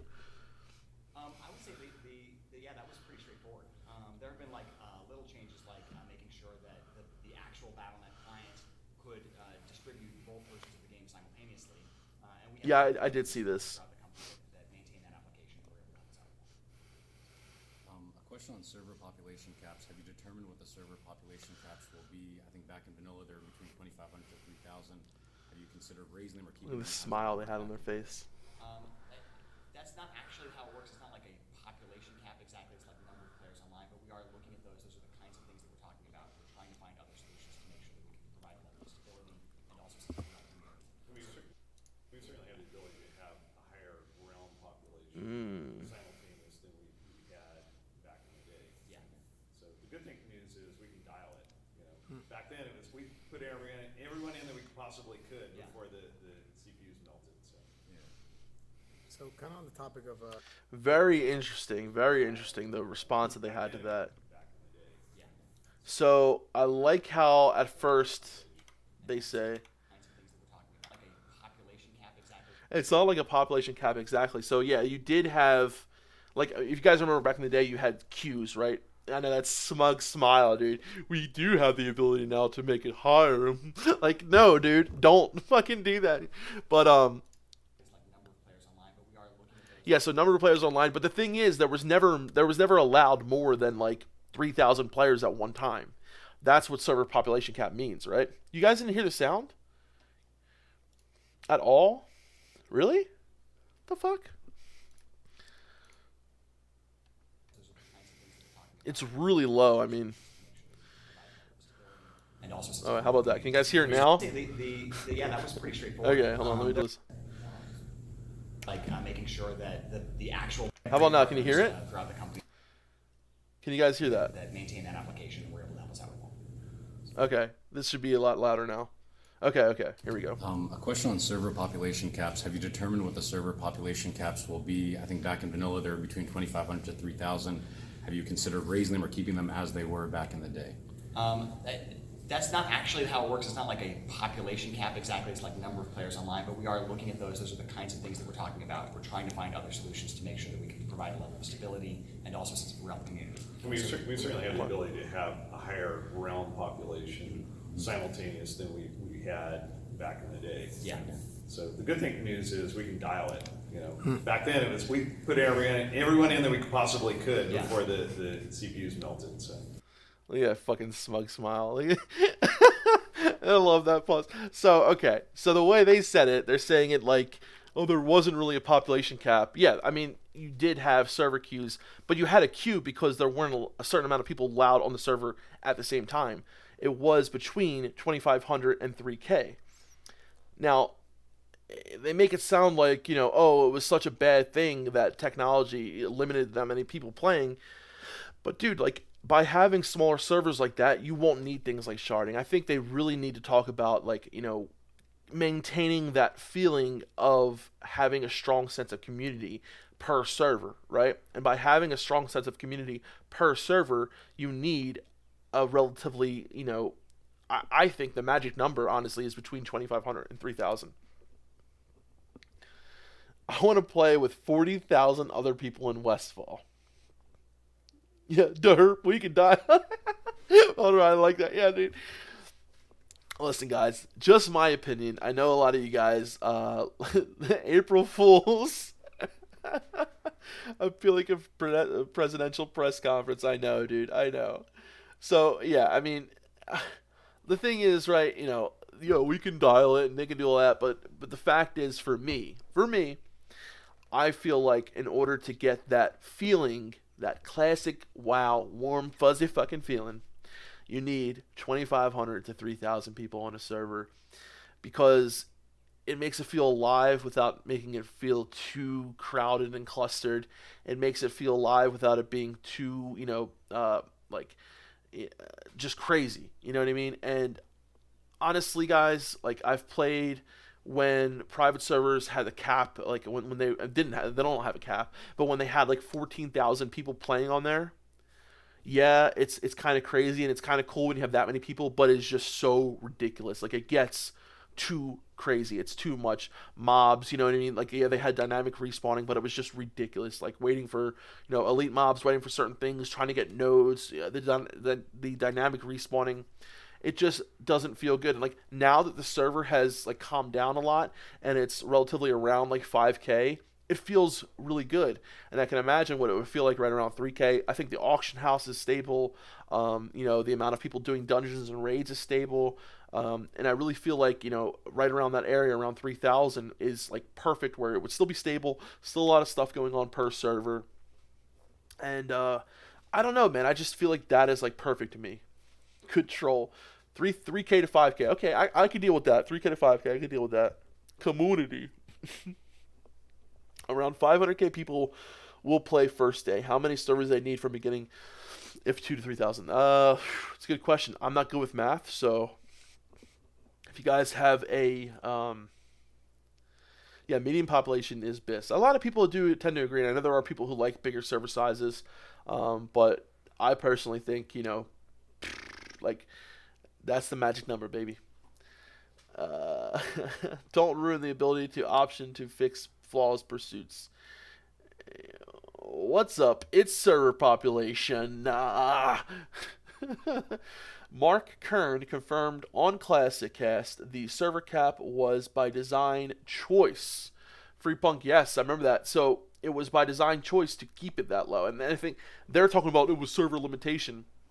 Of course, some things were limited. Like, okay, so the debuff size back in the day, right? When you had the debuff size back in the day, you had the raids were kind of suited around that debuff size, right? So I think, in my eyes, it would be smarter to keep MC in an 8 debuff slot point, because it makes it a little bit more difficult. You can't use as many debuffs on the targets, which means it'll take longer to kill. These will be doing less DPS, so why make it harder? But yeah, we will have 16 debuff slots in Classic, it sounds like, for the entirety of Classic, which isn't that big of a deal for me. I mean, it's not like a big deal breaker, but you will see more classes viable now in Molten Core. So you'll see potentially Shadow Priests come to Molten Core to put their Shadow Weaving buff. You'll see possibly, who knows, Boomkins, maybe some Elemental Shamans, which don't add. It's not about the debuffs with them, but I think it'll bring more people to the show. MC was also made with launch class designs in mind. Absolutely, Antoine. Great point. And I like to bring this up as well, guys. When we talk about class balancing, you really have to look at the patches, right? Because a lot of people say, oh, 1.12 is the most balanced patch, but, you have to look at it from the design of, like, what each patch was, because classes were balanced around the patches as well. Yeah, there were things that were, like, really unfair in the beginning, like how Feral Druid tanks just had a ridiculously low amount of armor. But I think it's a great point, Antoine. Great point. I know this isn't no changes, but I want early bosses to have an HP boost if we are going with 16 deals. Chris Bon, I hear you on that, dude. I know it's an actual concern to think about, right? Because, well, here's the thing, Chris. If we go with the original way how world buffs worked, that means we will have less world buffs going into MC, which at that point you really don't have that many, right? Because, I mean, you'll have Wartooth's Blessing, but a lot of people will roll in still with their... Well, you won't have DM buffs, so that'll be good. You probably won't have many Ani head buffs because people really won't even be clearing Ani that much, so you'll have less world buffs, that'll be sure. But I think it'll still be a little too easy, at least for a lot of the people who are used to it. But who knows? We could be completely wrong, right? Maybe the armor and health were off on private servers and they'll be higher, so... I still think Molten Core is a great entry-level raid. If you guys didn't check the deep dive that I did, was it yesterday? On Saturday, we did a Molten Core deep dive, right? I feel like Gar, for a lot of people, Gar is a very big wall for a lot of people because it's one of those first fights where you really have to strategize. And even Shazra can be a little bit difficult for a lot of people because of that. I mean, melee really gets fucked on Shaz. So Gar is a pretty difficult fight. And I think there will be people struggling in Molten Core, on fights like Gar, on fights like Shazra, and on fights like Ragnaros. So, but for the most part, DM won't be available at launch. No, correct. So, Alex, you will not have DM tribute buffs at launch, which is great. You won't have, and I really hope they limit the time on how often you can get Ani Head and War Chief's Blessing. I think that will make a big point for the raids as well. Sometimes nostalgia's bias and prevent possible good additions to Classic, like balance changes. Private servers nerfed gold farming in Dire Maul, for example. Exactly, Ryan. Yeah, they did nerf Dire Maul, and that is my main gold source making. Even though it is nerfed, I still make a lot of gold. But what does that mean? Does that mean they're going to have the original Dire Maul that people can make a lot of gold on? The classes that can farm it should be able to do it. I don't know. That's how I feel about it. Yeah, DM won't be till Phase 2, guys. I'm sorry. Yeah, Phase 2. So, Phase 1 is Ani and Molten Core. And, of course, you have Maradon, things like that. And then Phase 2 is Dire Maul patch. And then Phase 3 will be BWL. And the thing is, right, like, a lot of gear for a lot of classes in your pre-raid BIS comes from Dire Maul. So...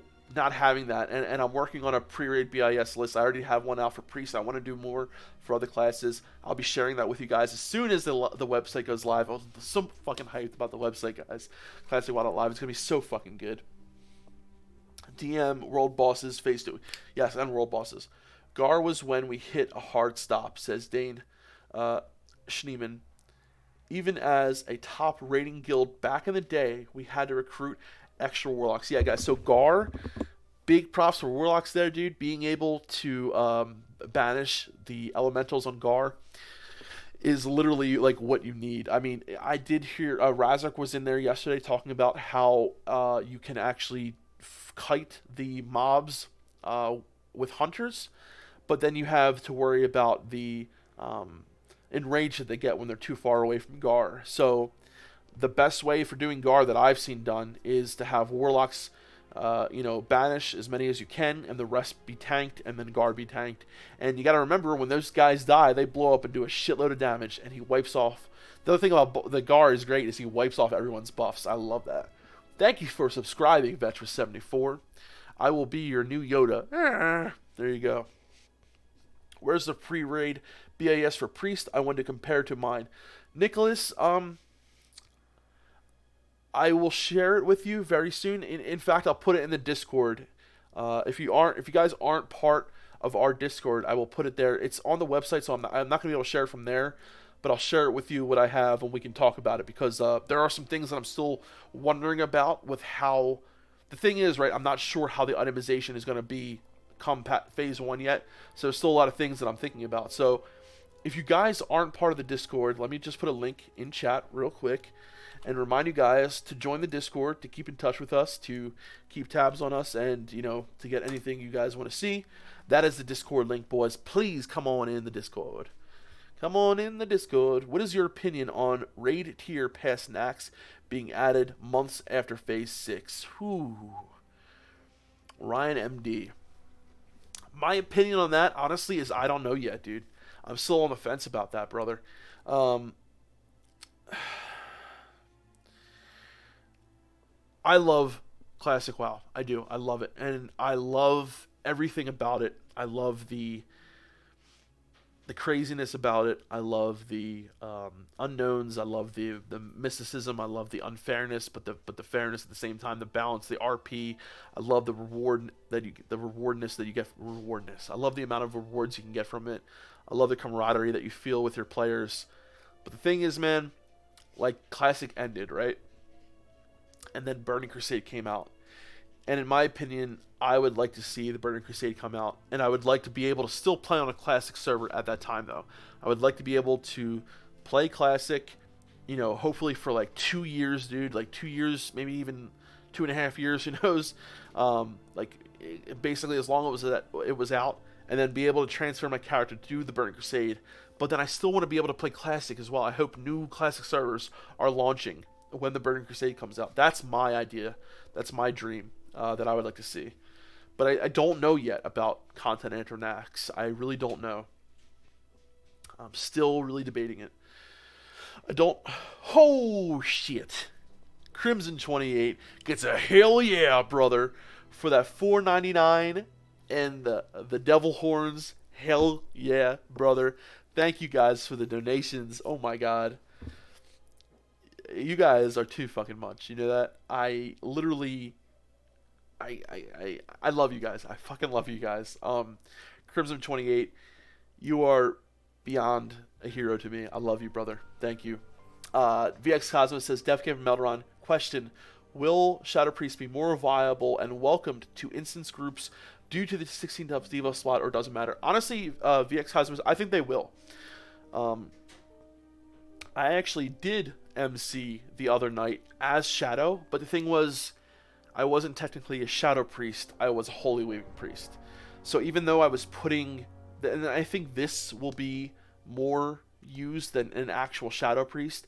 I think people will actually be Holy Weaving, where they will be able to still put the Shadow Weaving debuff on the target, but will actually still be healing. So what I do is, even on Trash and on bosses, right, I would go up there, do 5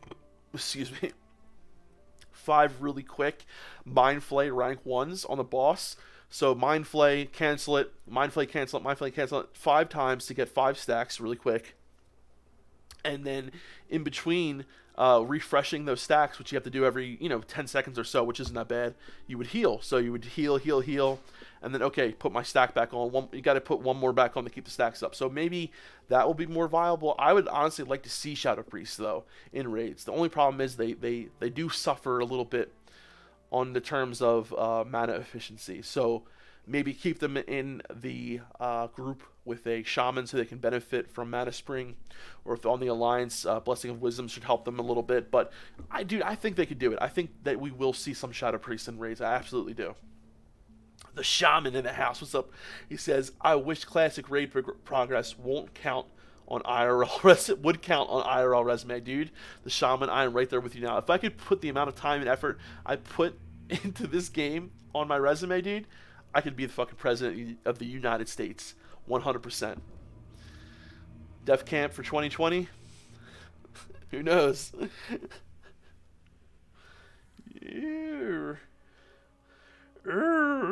Crimson 28, thank you again, dude.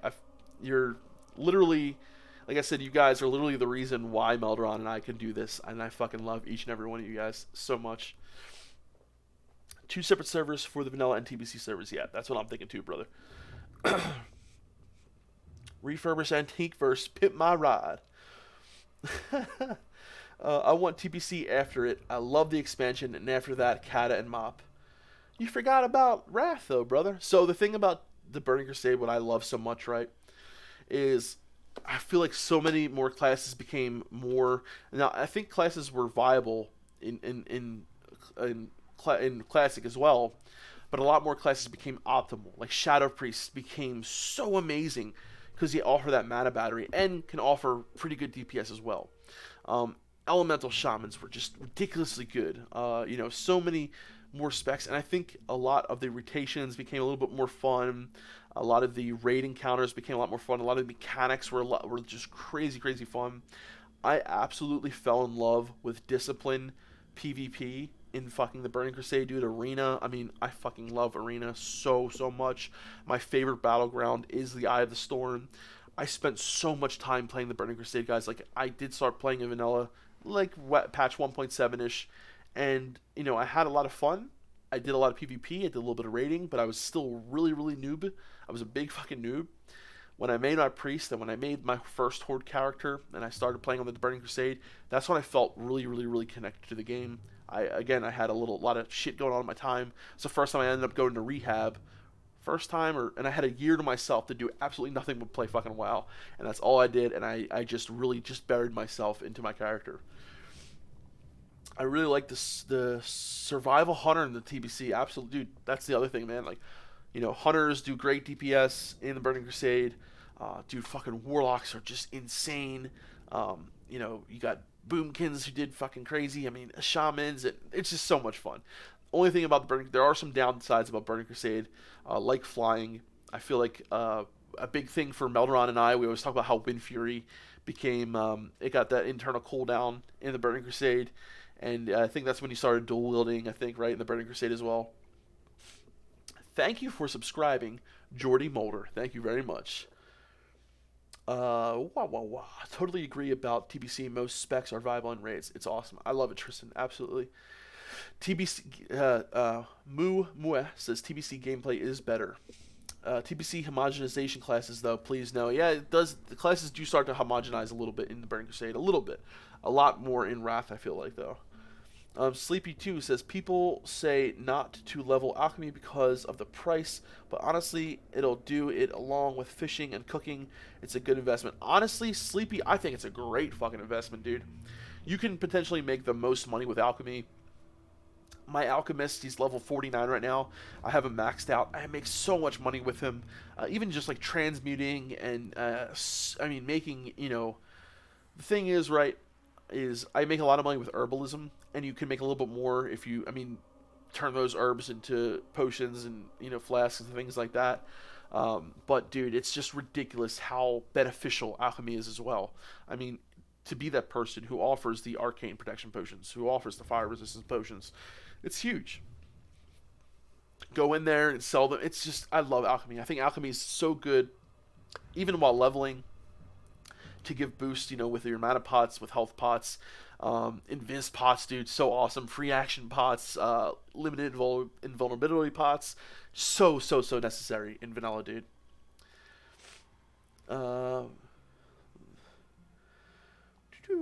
Sneaks 480 says, I've been there before, buddy. It makes you a better person because of it. Wouldn't take it back if I could. Absolutely, Sneaks. I think you know what I'm talking about. Yeah, I'm really open about that kind of shit with my addiction and everything. I've got 5 years clean now, brother. I hope you're doing well as well. Was it TVC that came with dual spec, or was that Wrath? I believe that was Wrath. Was that Wrath with dual spec, or was that Kata? I think it was Wrath when you got dual spec. Kara, best raid ever, though, dude. Karazhan is one of my favorite raids as well. Nicholas, I am a huge fan of that castle feel, like SFK, right? It's that castle on the top of the mountain with the evil guy inside. Like, it's such a classic RPG element that I love, and Karazhan did it so well. The music, the artwork, the story, everything about Karazhan, I just fucking loved it, dude. Absolutely. Dude, hell yeah, says Sleepy 2. Fucking A, dude. Hell yeah. Oh, I missed some, what will be the best tank in WoW Classic, says Diado. Absolutely, Diado. How you doing, brother? Best tank in Classic will be Prot Warrior, or actually, Fury Warrior, if you want to be really specific, but Warrior. Absolutely Warrior. Littering and... I think in Wrath. Okay, yeah. And then I think do skinning and mining while leveling, then switching skinning to engineering. Yeah. So my thing is, guys, I'm still... Oh, what's up, Viv, by the way? How you doing, brother? I'm probably going to... Hey, Quercer. Hey, Defcamp, what is your take on Shadow Priests, Ellie Shamans, and other hybrids for... So, yes, Mitchell, I love you too, brother. I think they can do competitive DPS. I think they absolutely have their spots in raids. Ellie Shamans can offer, not just DPS, and that's the thing about Ellie Shamans and Shadow Priest, right? And even Enhancement Shamans. They're not just offering DPS. They're also offering benefits. You put an Ellie Shaman in a Warlock group, boom, you can help reduce their threat. You put an Enhancement Shaman in the melee group or in the tank group, and he can Totem Twist and do, Wind Fury and Grace of Air Totem. And it's not just about the DPS they can do. Shadow Priest, not only about the DPS they can do, which they can do pretty decent DPS, especially Ellie Shamans as well. It's about what they offer to the raid. Shadow Priests offer a 15% increase to shadow damage. It's fucking huge, dude. Absolutely huge. And, again, like, Ellie Shamans have been proven to actually be able to last the fight if they bring their consumables, and mana efficiency is the problem. It is, but, if you bring your consumables, if you know how to downrank for certain things when you need to. And the only other thing, Mitchell, I would like to say is there does happen to be a little bit of nature resistance on a lot of bosses, but if you want to join the Shaman Discord, Navik and Melderon have worked on a guide on spell, is which gear that lowers the target's resistance, so it's considered spell penetration. It's not the same as spell penetration as it was later, but it's actually really cool how they worked it out, and they worked out you could pretty much last in a 5-minute fight as Ellie Shaman. I fucking love that, dude. What if, in the future, you could take a pill and temporarily forget the memories for 1 or 2 years and play WoW Classic fresh as a noob all over again? Ryan MD. Dude, it sounds intriguing, and I honestly, it's very tempting, but I don't think I could trade my memories of Classic WoW. I don't think I could, man. I have too many amazing memories that I just wouldn't want to trade away, brother. I love the idea, and I love what you're saying, and I feel you, brother. But I just can't give up on all those memories I have, man. No problem, Mitchell. No problem, brother. I try to give everybody detailed responses. I try. So yeah, guys. I we talked a lot about today. A lot of the things we want to see Blue Post on, and I really want to do another deep dive with you guys. So we did the Molten Core deep dive on Saturday. I think a lot of you guys enjoyed that. I had a lot of fun. I want to do some more. You can kind of do it even with all your knowledge. Roll a class/race you have never played. Absolutely, the Shaman. Abso-fucking-lutely, dude. And that's another thing about Classic that I love so much, is this is the opportunity now to do things that you've never done before. I myself, I love priests so much, and I will be leveling them again, but I also plan on doing things that I've never done in Classic, like possibly tanking. Like, you know, I've never got a shaman to max level. I want to play a shaman at max level. I'm going to fucking no-life it, okay? I'm going to play a shit ton, and I'm going to do things that I never did in Classic WoW, and I'm so excited about that, dude. I'm so excited to be able to, you know, and this is something I did, you know, I hadn't played Alliance for so long. I made a Dwarf Rogue. Had so much fun leveling in Dun Moreau. Look at this, how beautiful Dun Moreau is. Had so much fun leveling in Loch Modan. I had so much fun, dude. And it was literally like one of the first times. It was the first time I ever did those leveling zones. I'd played Alliance my first time around, but it was on a Night Elf. Like, doing those things for the first time, dude, it's beautiful. It's beautiful. I can't wait. Can't wait to get shit talked by AI. I might be doing... Viv says I might be doing that, being the other faction and playing two-handed Fury spec. Never done that. Ooh, that sounds fucking nice. Ryan MD says, with AI becoming better every year, future server have the option to play single player and customize the world full of AI players. You couldn't tell it's not human. They even join Discord during raids. Wow, that's insane, dude. 159 watching and only 49 likes. Let's go. Smash that like button, said Steven Prescott. Hell yeah, guys. Smash that like button, please. That helps with the algorithm, right? It helps with the YouTube AI so that they can make more people watch it. I don't know. But thank you, guys. I really appreciate you guys liking and subscribing and all that. I mean, we recently hit over 8,000 subscribers, which was a huge milestone for Melderon and I. We're going to hopefully hit over 10,000. Our goal, I think we can do it, right? I think we can hit 10,000 subs before launch of Classic. I think we can.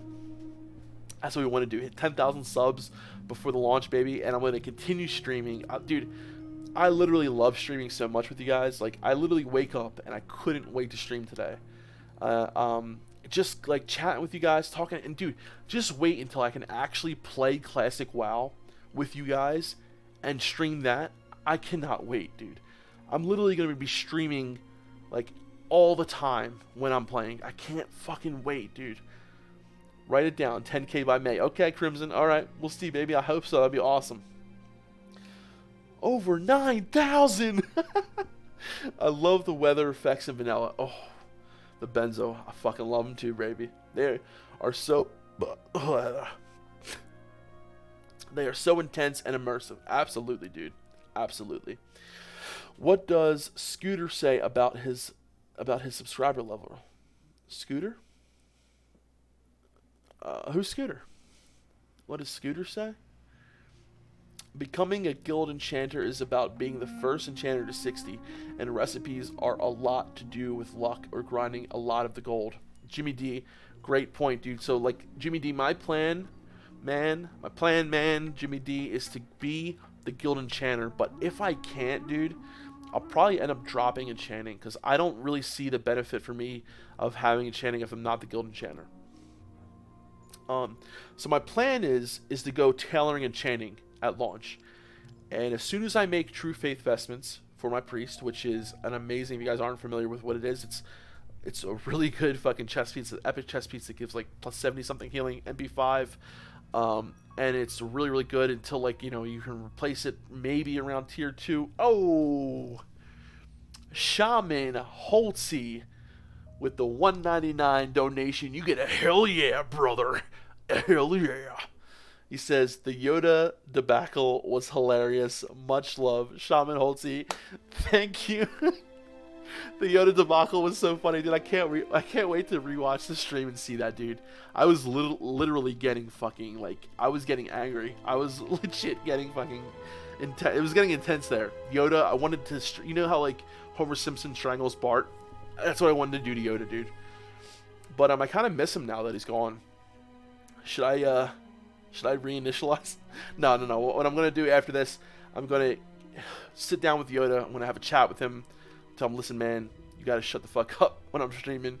When I'm turning down a little bit, and we're going to have to work on this, because his first day on the job, he did not do a good job. I was not happy with him. So I'm going to have to write him up. Would a 39 hunter, 1 healer raid work with a rezzing pet and feign death? Dude, Ryan, I'm pretty sure they did do something like that before. I'm almost positive I've heard of doing a 40-man hunter raid. They did 40-man shaman raid before. A shaman tank, by the way, for the win. Fuck yeah, dude. Yo, I want to have Magus in here one day with us and talk all about shaman tanking. If you guys aren't familiar with who Magus is, he is like the shaman tank. Let me get his. I think I have his. One sec, guys. Magus. How do you spell his name? Here he is. Yeah, check this guy out, guys. I'm gonna link his YouTube channel real quick. He is legit like the shaman tank god, man. I mean, he's the one who taught Melderon like everything he knows. That's Magus's page right there, dude. Check him out. I want to have him on stream one day and talk all about shaman tanking. Will you guys be interested in that? I think that'd be fucking Ani. Oh, 40 Hunter Ani. Hell yeah, dude. Which isn't that hard because it's one boss. Yeah, I think that would be really interesting, dude. We should try it, man. We should try it. For Prot Warrior, would you go blacksmithing or engineering? For Prot Warrior, honestly, I would go engineering. I would probably go engineering. Maybe both, honestly. But probably engineering, dude, just because of Force Reactive Disc, right? Is that what it's called? Yeah, Force Reactive Disc is really, really good, bro. The only thing about blacksmithing is, like, blacksmithing is good. I mean, like, weapon chains are good for PvP. There are some good things, but a lot of the benefits that you can get as a blacksmith, you can, I mean, like, Thorium with Spike's good. That's tough, dude. Honestly, I would go blacksmithing engineering and spend a shitload of money buying mats on the fucking auction house. It's a tough one, man. It is tough. That's a tough choice. Definitely something I've never done before, says Viv. Speaking of weird specs, one of these days I might try out PvP spell damage hunter. Dude, I saw that. I saw people do that with the trap. Oh, it does a crazy. Oh, we got another donation. Dane Schneeman with the $5. You get a hell yeah, brother. Hell yeah. Here's to all the work that goes into building an awesome community. Cheers, brother. Dane, dude, that means a lot, man. Dude, that really means a lot. Melderon and I really take pride in this community. Hit me in the feels, brother. Like, I literally love you guys. This community is my family, dude. You know, in the Discord, here in the chat, to be able to sit down with you guys and talk classic WoW about the shit that we love, to be able to be real with you guys about, you know, shit that I don't talk to people really that often about, it really means a lot to me, brother. Thank you so much. Dane Schneeman, you're the fucking man. You are the fucking man. Viv says, Arcane Shot does like 1 billion damage in that spec. Ooh, yeah, that's right, dude. Blaine TX with another $10. Blaine, dude, you're fucking insane.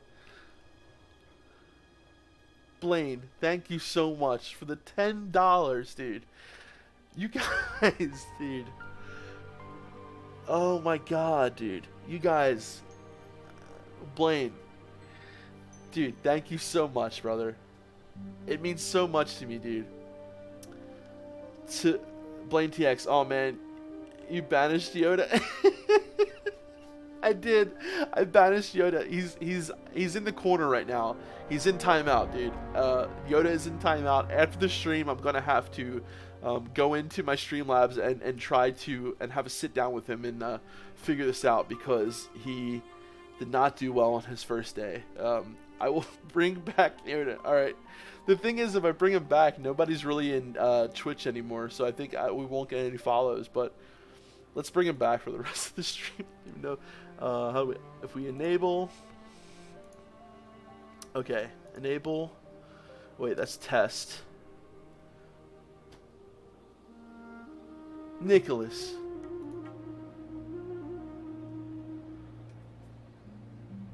Dude, are you serious, Nicholas?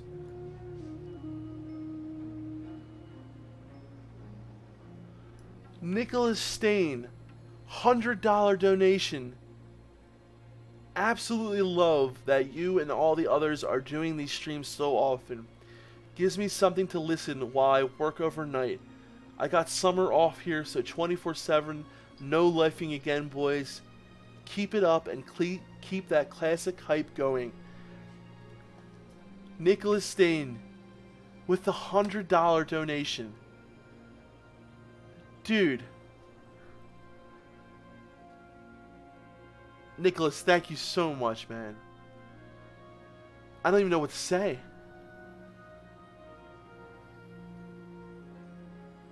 $100 donation. Absolutely love that you and all the other are doing these streams so often, dude. Nicholas, it's because of people like you, dude, that we can do this. People like Blaine, people like you, everyone else, Crimson who's donated, Dane Schneeman. I mean, you guys are absolute fucking legends. You get a hell yeah, brother. Nicholas, oh my god, guys. I don't know what to say. I'm literally lost for words. That is the biggest donation I've ever gotten. I mean, I did not, guys, when I started doing the streams, I did not expect for you guys to make me fucking literally like $100. What? Nicholas, thank you so much. I love you, brother. Hit me up on Discord, guys. You, Blaine, guys, okay, so we do something in the Cultist chat. It's called Cultist chat that we have for our patrons. And you guys are, like, patrons as well. So, hit me up in Discord. I want you guys, I'm going to make you cultists on Discord. So, Blaine, literally everyone who donated the stream, Blaine, Nicholas Strain, dude, Blaine, Dane, Crimson, Vomp, everybody. I'm sorry if I'm forgetting Shaman Holtzy, literally everyone who donated on the stream. Please hit me up in Discord, and I'm gonna make you guys part of the cultist circle. And the really cool thing about it too is like, time to talk about warlocks. We need more cultists. Yes, we do. We need more cultists. We need more cultists, Dane. So it's literally like a chat that we talk once in a while, like not more than once in a while, a couple times a week or a couple times a month. And I also want you guys to help me with like content ideas. And literally, you guys are like part of the community. And everyone in the Discord, please. I mean, you guys are. I'm lost for fucking words right now. The Benzo says, I cannot wait for Classic. It's the 2nd of April here. Damn, time flies so fast. We are getting so close to launch. The Benzo, dude. We are literally getting so close to launch. We are, what, 100 days away, maybe? I'm feeling like maybe 100 days away, dude. Hit that like button. Thank you, Master Killer 22. Are you doing another video tomorrow, Nigel Black? Tomorrow, I'm either going to be streaming tomorrow. Can't stream tomorrow. I'm going to be streaming on Wednesday. Most likely Wednesday, yes. Tomorrow, it's very low possibility that I'll be streaming. I have a meeting to go to tomorrow. I also have a group for work that I'm going to for tomorrow. So you know, gotta maintain that recovery stuff, and then probably gonna be coming on Wednesday and doing a stream. But you never know, because we might get a blue post. If we get a blue post, I'm gonna have to do something. So either 2 or 3 months. That's what I'm thinking, Benzo. I'm hoping for something soon though, like maybe June. So how far away is June? If it's literally April now. April, May, June. Yeah, we're talking like 100 days or so. You know, that's crazy, dude. That's fucking crazy. I want Classic now. Nicholas Stain, I still can't believe you donated $100, Nicholas. Wow. Not tomorrow. What am I supposed to listen to at work now? Nigel, the great thing is Cargos will most likely be streaming tomorrow as well. So definitely go check out Cargos. He is a fucking amazing streamer as well. And also, Nigel, we have videos here on the channel as well. So if you really want to listen to, we have tons of videos to pick from. There's some older stuff that you guys probably enjoy, like the Super Plate Brothers series. If you guys haven't ever checked them out, I highly recommend them. And tons of other stuff to check out. Woot Woot, Cargos, Strum, PogChamp. Dude, Cargos' streams are, like, I strive to become, like, a streamer like him. He's so good. And, like, the thing is, he hasn't even been, like, streaming, like, that long. I mean, you know, It's been a few months now, but just how good his streams are just, it's amazing. And this is only like what, like my, I mean, 10th stream or so. I'm still getting used to it. I still don't know how to make Yoda fucking come back without being a nuisance. Cargo's Defcamp and Dockin every day, dude. And Dockin too. Dockin is legit, like, when you guys want that content, you know what I mean. You know what I'm talking about. You have to go to Dockin. You just have to. He is the fucking man. I love Dockin so much, dude. And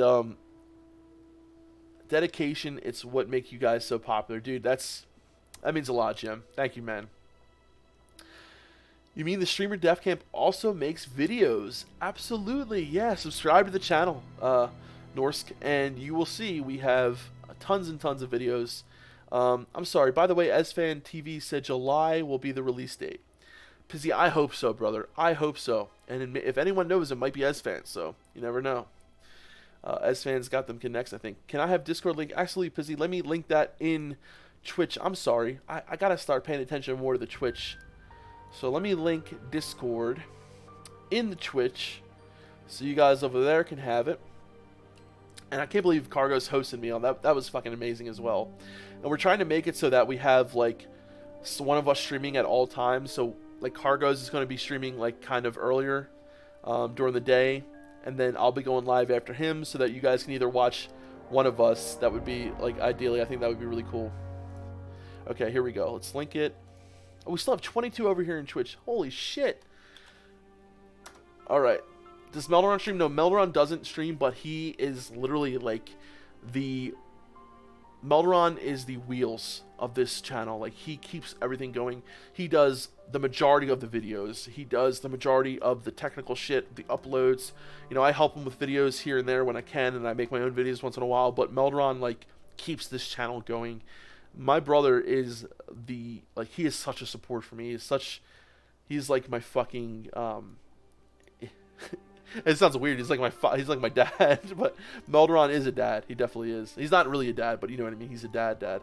So, dude, Melderon is just, I mean, Melderon loves this fucking game so much too. It is, what's up, Temuljan? How you doing, brother? Are you twins? No, we're not twins, Outbreak. Can you imagine if we were twins? One bald and one with like a whole shitload of hair? No, Melderon's Papa Mel. Yeah, it is Papa Mel, dude. Dr. Papa Mel. There you go. Dr. Mel, PhD. Melderon's 5 years older than me. 5 years and like, oh, he was born a week and 5 years ahead of me.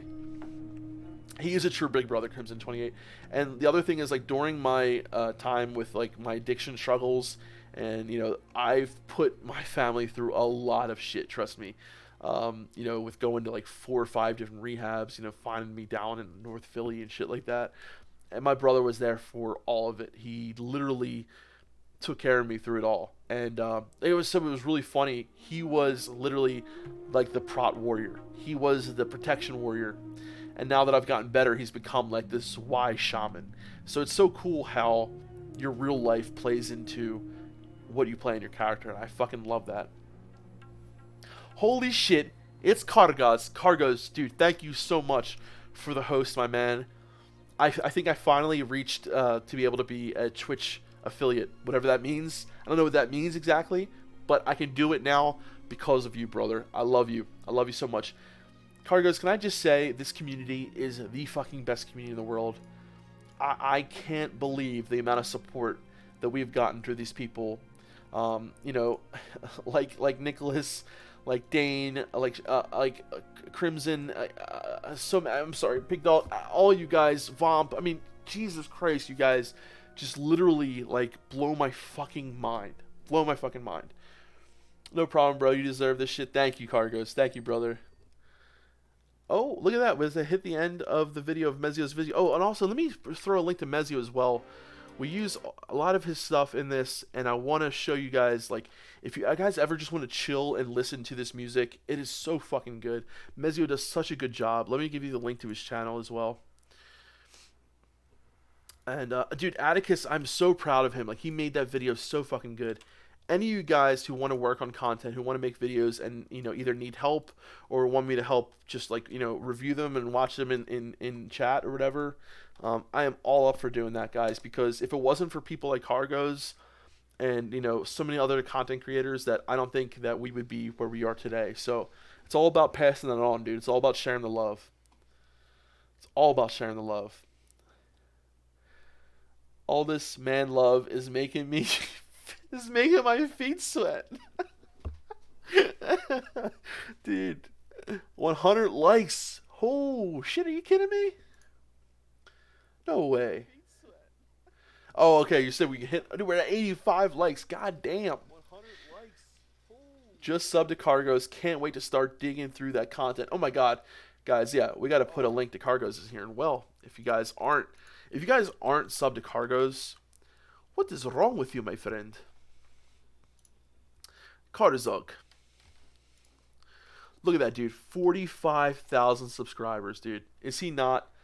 Like, Cargos literally is the voice of Classic WoW, in my eyes. He is literally, like, I mean, the streams that he does, the dual leveling thing, like, dual leveling, I mean, it's fucking, like, how popular he's made it.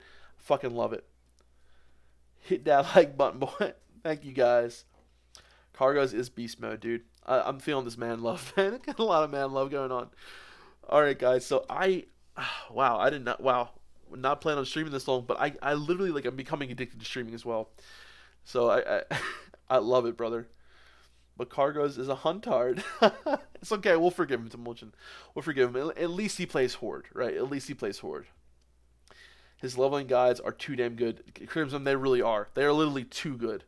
They are too good. What the fuck, 45K? I remember watching him on Twitch and Elysium being like 30 viewers, dude. Jimmy D, that is... Yeah, dude. Like, this guy, not only has he been an inspiration to Melderon and I, but he's, like, literally been the guiding light for us as well. He's helped us beyond belief. If it wasn't for Cargos, dude, I don't know where I'd be, honestly. So, guys, the dinner bell is ringing. I gotta have dinner with the family. I want to stay here and talk to you guys all night, but unfortunately I can't. I'm going to try and fix Yoda and get Yoda back up on here and to get him going again, because the Alliance is the superior faction. Do you think so? Do you really think so, Antoine? I don't know about that. 9 more likes and you will experience sweaty feet. Hashtag save Yoda. Oh, dude. Hashtag save Yoda. Yoda, my friend, he will be back next time, guys. I promise. I gotta get with Cargos and figure out how the fuck to fix this shit. Yoda got order 66 in the face. Don't forget the 40-man idea. Yeah, Crimson. Oh, shit. Thank you for reminding me, guys. So, okay. Thank you for reminding me, Crimson. So, you guys know how we did the deep dive on Saturday? So imagine, and let me know what you guys think. Imagine if we did a deep dive over on retail. Unfortunately, it has to be over on retail right now. I know it sucks, but imagine if we had like 40 of us together doing the deep dive. Would you guys be down for that? I think that would be so much fucking fun. We could have like a 40-man raid, go into BWL, or however many we can get together. We can't get 40, whatever, 20, whatever we get, to go in there and like literally just do it together. I think that'd be so much fun, and it would be really, really, really cool to just communicate with you guys over there. I have some funny ideas that we could do, and we could go through the content together. I think that'd be really cool. So be there or be squared. Yeah, dude. So I'll be talking more about that in Discord. If you guys are over in Discord, we'll definitely be giving more information at that. Wait, I don't have an active retail account. Yeah, that's the only problem, Jimmy. I did it until recently. I actually have like 2 million gold on that dude though. So if you need to, I'll just like gift you guys the fucking gold to reactivate your account. I don't care about my character over there. If you really want to come and you need to reactivate your account, I can probably like somehow gift you the gold or whatever so you can reactivate it for 30 days. So hit me up on Discord. I don't mind doing that for some of you guys. I can't do it for all of you, but you know what I mean? I can definitely do it for some of you guys. So hit me up on Discord. We'll try to figure this out when we can do it, when we can do the BWL deep dive. I would really like to have at least some of you guys come in there with me. If we can't get 40, however many we can get. And I think that would be lots and lots of fun. So I have to go, guys. I love you all so much. Thank you, each and every one of you. Blaine TX. Oh my god, dude. Blaine. Sorry, Def. I had to make it an even 50 today for accounting purposes. You understand? Blaine. I don't even know what to say. I don't know what to say. I got so much love for you motherfuckers, dude. I love you guys. You get the final hell yeah, brother, for today, Blaine. Thank you so much. For accounting purposes, I understand. Jesus Christ, dude. Oh my god, the hype. Oh, link the Discord again. Yes, I'll link the Discord again. Sorry. God, Blaine. You fucking guys, dude. I don't even know what to say now. I don't even know what to say. What do I say? Thank you. Oh my god, dude. Yoda is coming back. Yeah, I promise Yoda's coming back. Here's the Discord again, guys. Defcamp, great stream, man. Thank you, Jimmy D. Guys, thank you, every fucking one of you guys. I'm like literally about to. I love you guys. I love you guys. Peace out. I'll be back definitely on Wednesday. And keep on keybinding and grinding. I love each and every fucking one of you guys. Thank you so much. Defcamp signing out. Peace. I love you motherfuckers. Peace. Peace. Peace. Okay.